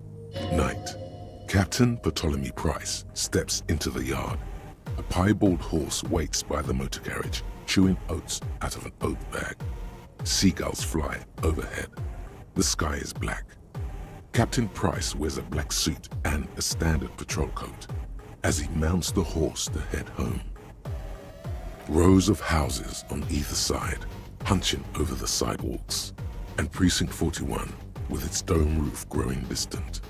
Around him, the He rides a horse? A kid on the corner waves at the captain as he takes the turn on Petition and Main. The horse neighs. The captain nods back. Thanks, kid, he thinks. He's grateful. Me too.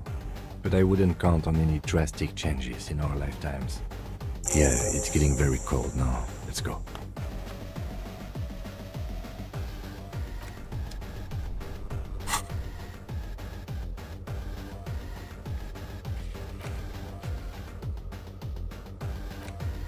Hey. I'm gonna wrap it up after I go to bed in this game or whatever. So I'm kinda I'm kinda out of it today, but I'm glad I got some stuff done. I was really hoping I was gonna be able to talk to the girl again. Yes. And that doesn't seem like it's really happening. You in the morning.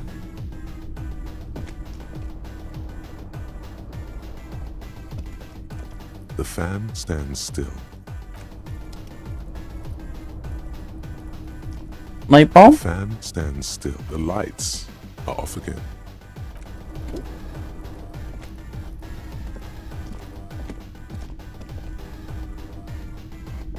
A mirror hangs on the bathroom wall.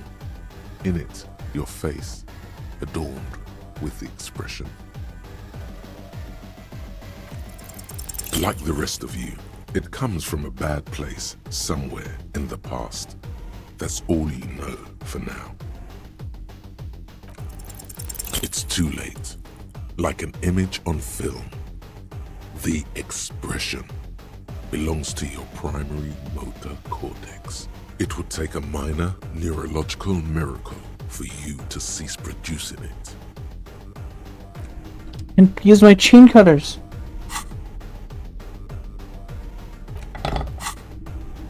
A mirror hangs on the bathroom wall. In it, the chain cutters slip out of your hands as you attempt to twist the faucet into place. Well, you know one thing for sure. You've probably never been a plumber.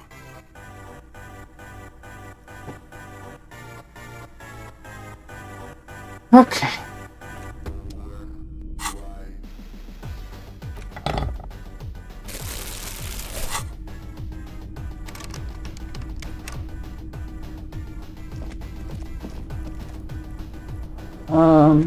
Guess I should close my door, right?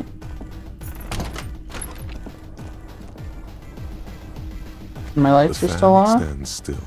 The lights are off again. The switch must be broken, because nothing happens. The air in the room is starting to feel like vaporized urine. The switch must be broken. I can get Kuno smokes now, okay. I might give him the drugs, actually.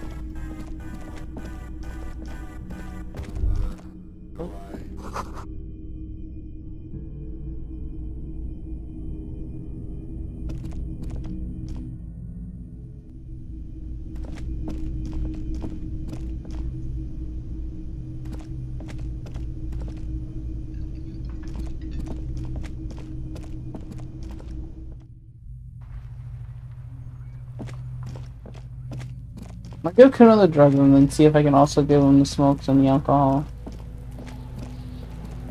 Still out here? It's like almost midnight, dude. Have you come to make your offering to Kuno? Oh, not this dreamer shit again. Why do Kuno's bitches always try and bring Kuno that lame sha-la-la-la bang shit? Kuno's not a fucking witch doctor. It was only once. And you fucking asked me to nick it, Kuno. No, I didn't. It's fucking Kuno. Say it right, bitch. Say it like it's said. Pretty lame, Orionese name. Nowhere near Kuno. The thought crosses your mind, and then it's gone. Perhaps something for later. Anyway, Kuno doesn't do that radioactive shit. Makes Kuno's dick fall off. Kuno's got a huge dick.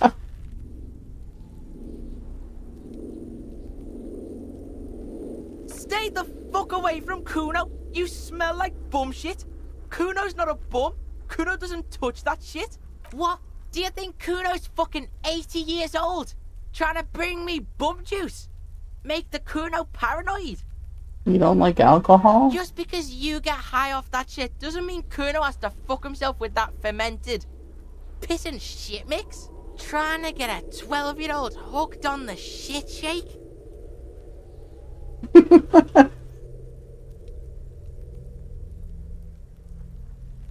Let's rip some tar, Kuno. Okay, Porkson.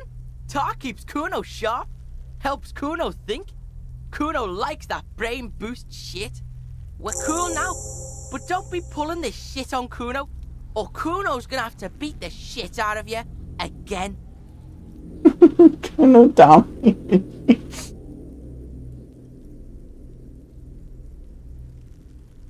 Kuno's only in the simulants? It seems that way. Kuno, I keep throwing up. I can't investigate the body at all. Yeah, like a fucking volcano. Yeah. Fucking pathetic. You're lucky you didn't die there. Yeah. Kuno's got some advice for you. What are you? Like 80, right? Maybe you should stop embarrassing yourself in front of a fucking kid.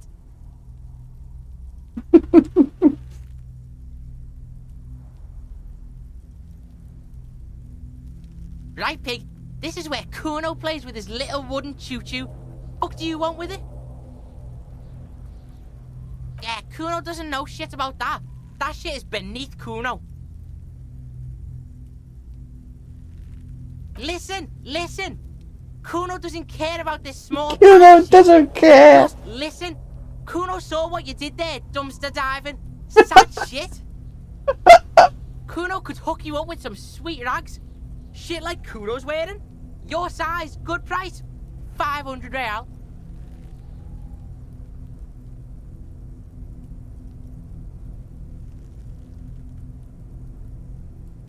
Pig, these are found modulars. Liquid fit, performance crotch, urban survival shit. Made in Mirova by scientists. Pants scientists. Believe it, you need this shit.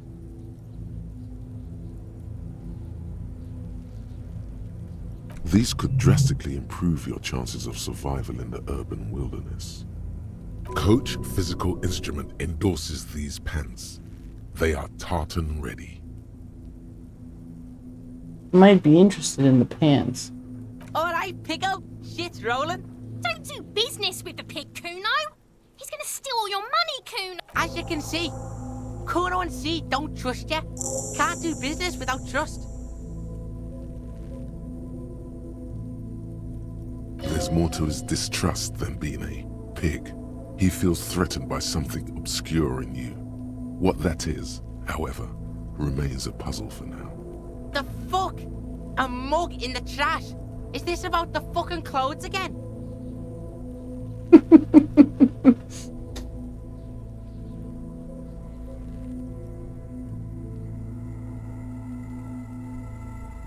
Yeah, Kuno sees where this is going. Kuno's got that fast brain.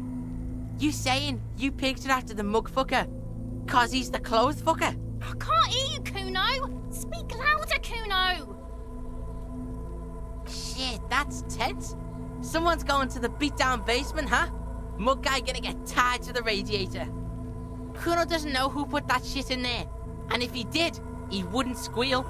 But if you find out, maybe you can... Stop turning into a pig, Kuno. They're trying to get you hooked on the snitching. Get away from my Kuno. Yeah? Get your bacon shit away. Kuno doesn't like to be seen with the popo. Get your shit done and out of Kuno's face. That letter yours? No, it's not fucking Kuno's. It's ancient. Look at it. He thinks you're fucking fool, Kuno. He says you climbed the ladder up to your magic treehouse. Get the fuck out of here, pig. Kuno doesn't have a magic treehouse. Dunno. Kipta's gardener used to work there.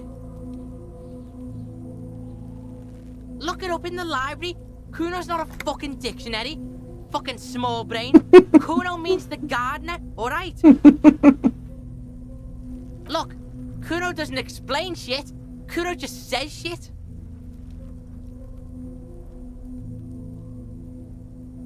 That's just some shit roofing gimps left behind, lazy dinks. There it is. That strange feeling again.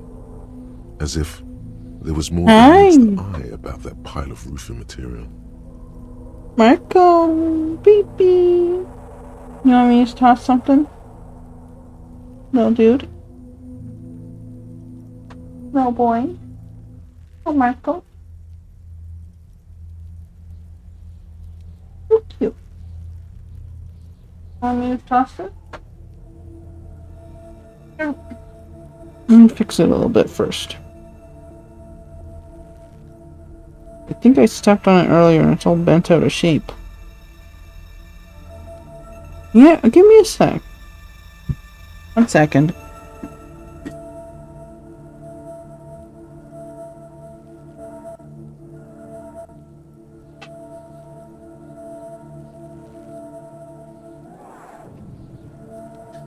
Sorry, Marco brought me something to throw for him.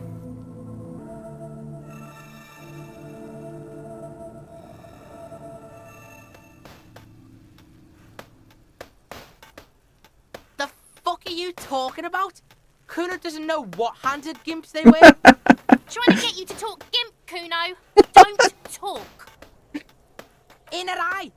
Fuck are you talking about? Ask me a normal question, pig. They're trying to make you feel stupid, Kuno. You glance again at the roofing material in front of the shack. Yes, you should go back there. Yeah, whatever. Kuno doesn't give a shit.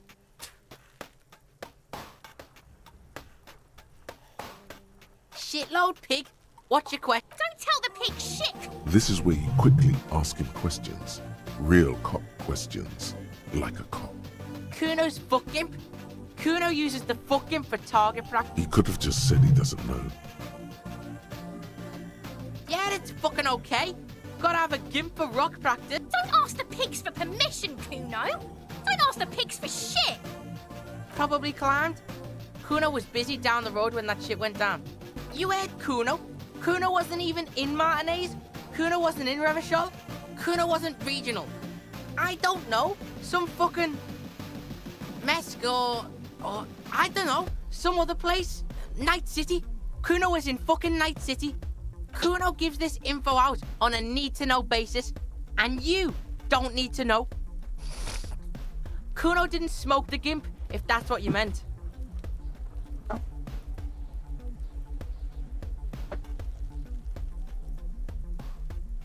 Right back. Okay.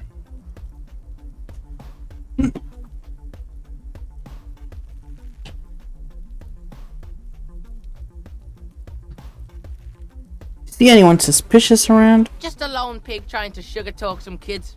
That seems pretty fucking suspicious to... Yeah, you tell the faggoty, Kuno. You're testing Kuno's pay... Get lost, Let's try to figure out what's going on with this kid. He's on your crime scene, bossing you around. And he's been here for some time too. This is where he hangs out. You have to get more out of him. He could be useful.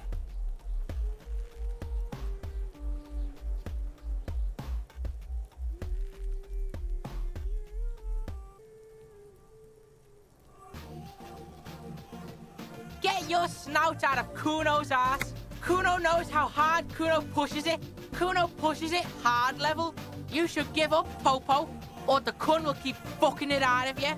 You okay, Kuno? That went wrong. He took it as a compliment. Then he had a minor seizure. Wow.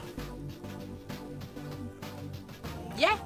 The kingdom of Kuno? The fuck do you want with it? Yeah, whatever. Kuno, the fuck about it? You're testing Kuno. Get lost, Kuno doesn't fuck.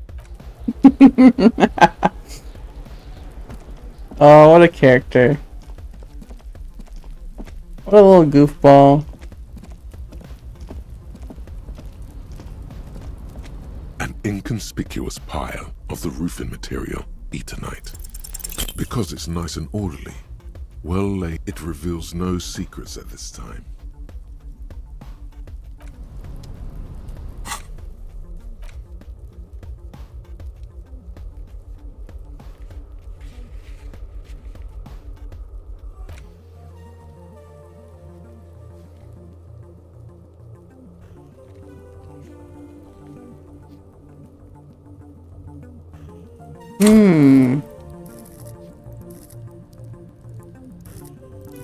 What was it? Perception?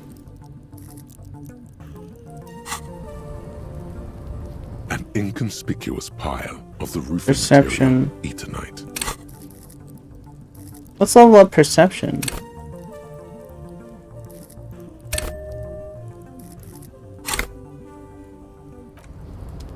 An inconspicuous pile of the roofing material. Because there's a secret door hidden behind the panels of Eternite. That's why they're two. There it is. You see a shabby little door.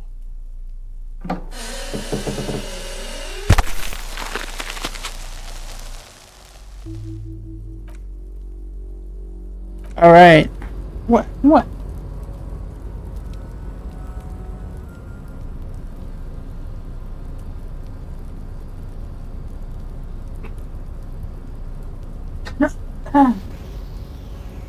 Okay. So the plan next time is to check out that door. I guess talk to head guy, hard warmer or whatever. Head measurer.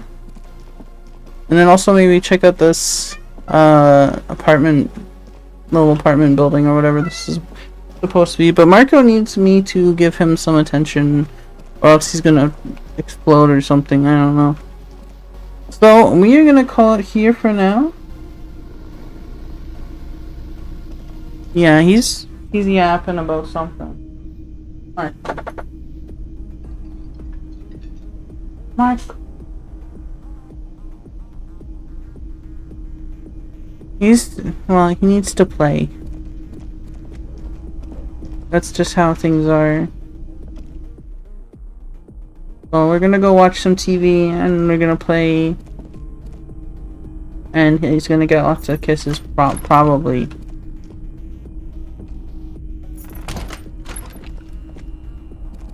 My light's still off, I think.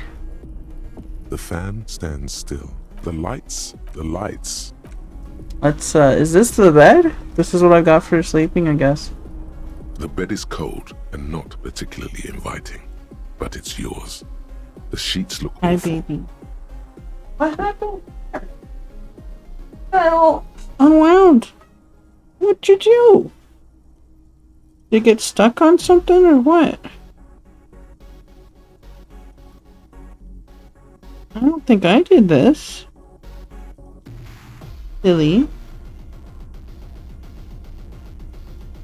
I've got a piece of insulated wire that I've wound into a type of spring that he likes. It's like it came with the building. It's not like plastic insulation. It's some kind of cotton weave or whatever. I don't really know. But he likes it, and it's not like he tries to swallow it or anything, so that's what he plays with sometimes. He's got a lot of garbage-based toys. Does he like them? I don't know why. The option to go to sleep becomes available every night after 9 p.m. The sheets feel at once coarse and clammy against your skin. The bed sags beneath your weight as you stretch out and finally close your eyes.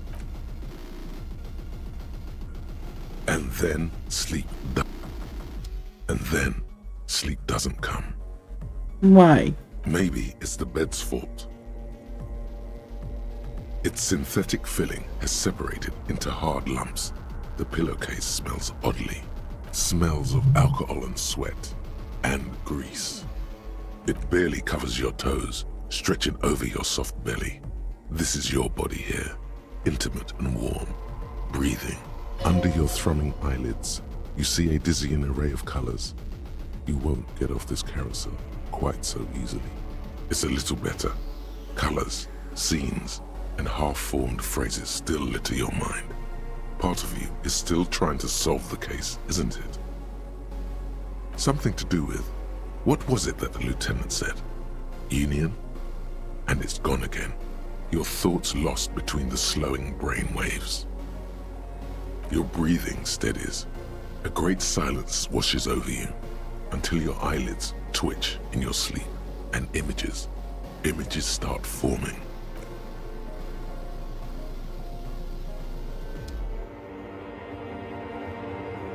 Is this a dream sequence?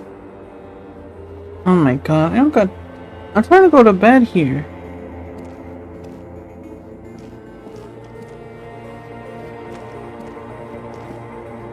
Water? Why is it all gunky? Cranky? Okay, we can't go over there.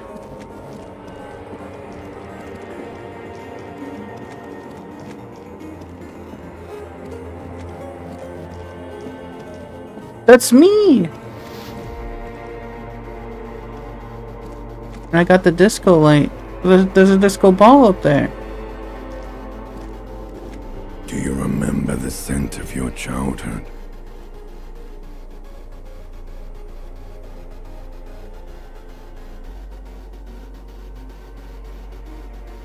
What it says on the can, Harry. Answer the question. Harry? You're not kidding anyone, Harry. You don't remember shit. Do you remember your wife's hand on your face? You know who I am. I'm the bad day. The one where you ask her, and then later in the streets, wandering. It's the worst day of all time, Harry dear. And it's coming. She will hear about it on the phone. My baby.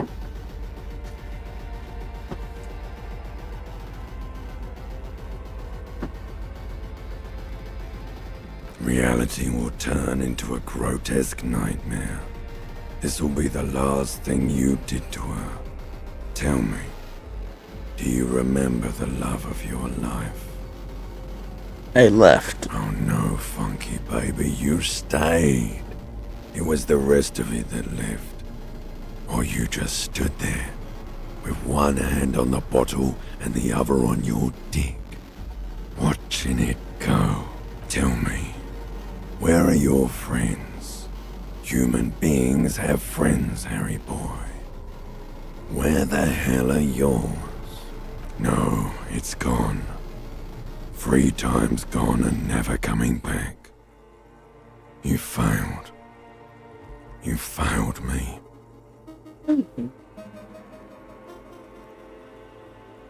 You failed Elysium. What is Elysium? Everything. The Pale and the Islas. On the surface. The outer magnetosphere. Burning, furious truth. 8,000 years of written history.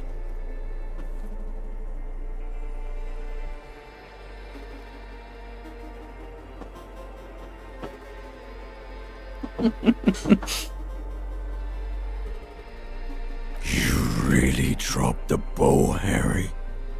4.6 billion people. And you failed every single one of them. You really... Is that my lizard brain I hear?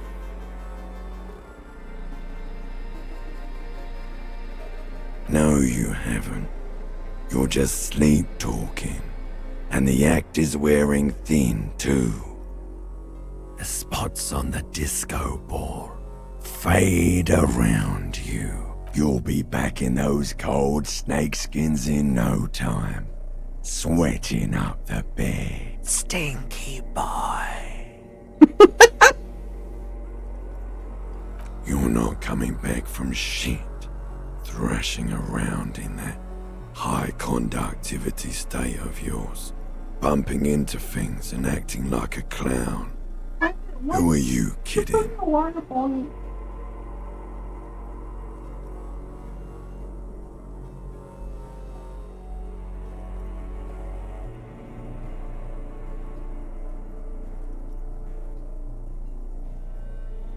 You're trying to what? I can't hear you. This is just a word dream now. Jumbled up garbage. The pictures are gone. The bed rises to meet you. A thin, sleep-like state. More glass than velvet, grinding in your head. So something is wrong. Sleep shouldn't be this bad, this dry, this unnourishing. There's something wrong with your thoughts. Some kind of new type of hangover. Oh yes, party boy, and it's worse than the one before. Just think of the shit you saw. Here it comes too. So soon already. A silent alarm goes off in your head like clockwork. Barely let you sleep at all. Time to get those clothes on, Harry. Time to go to work in the shit factory. Is the new type of hangover sobriety?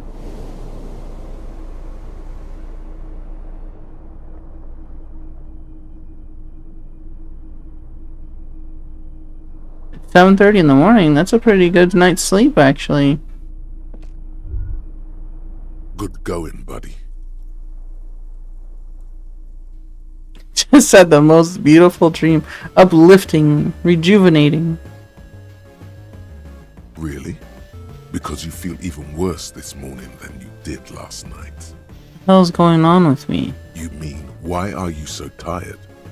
Too tired and down to even think? It is worrying, isn't it? You can't be a detective like this. Detectives need to be able to think.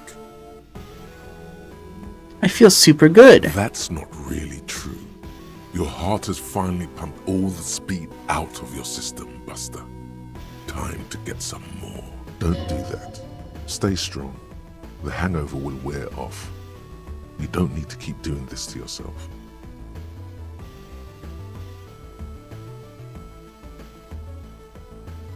What is speed? Speed is a potent central nervous system stimulant. It kept you propped up all day yesterday, despite your debilitating hangover. How else did you think you got Okay. from this floor?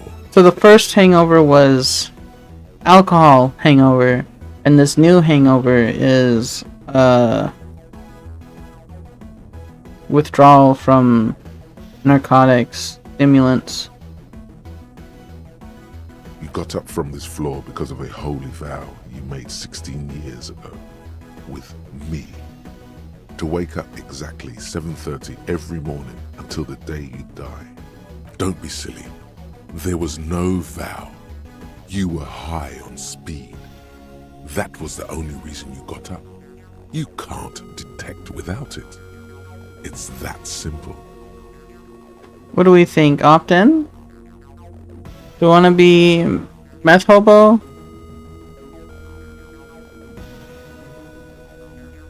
Probably get a lot of work done.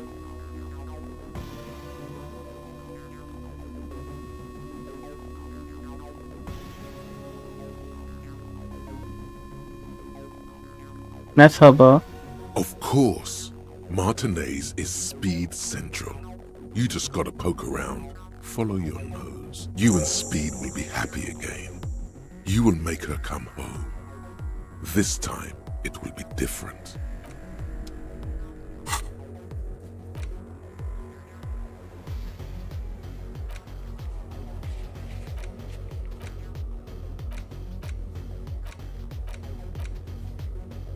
Okay. Now we wrap it up here. Thanks for coming by, everyone. Thanks for hanging out. Have a good night. I don't know.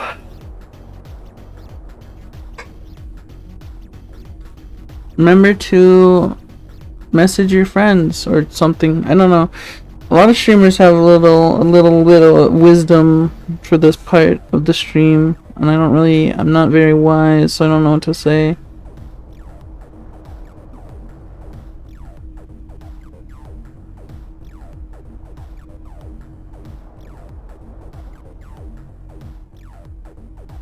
Oh, don't watch the Disney live action movies. How's that for wisdom?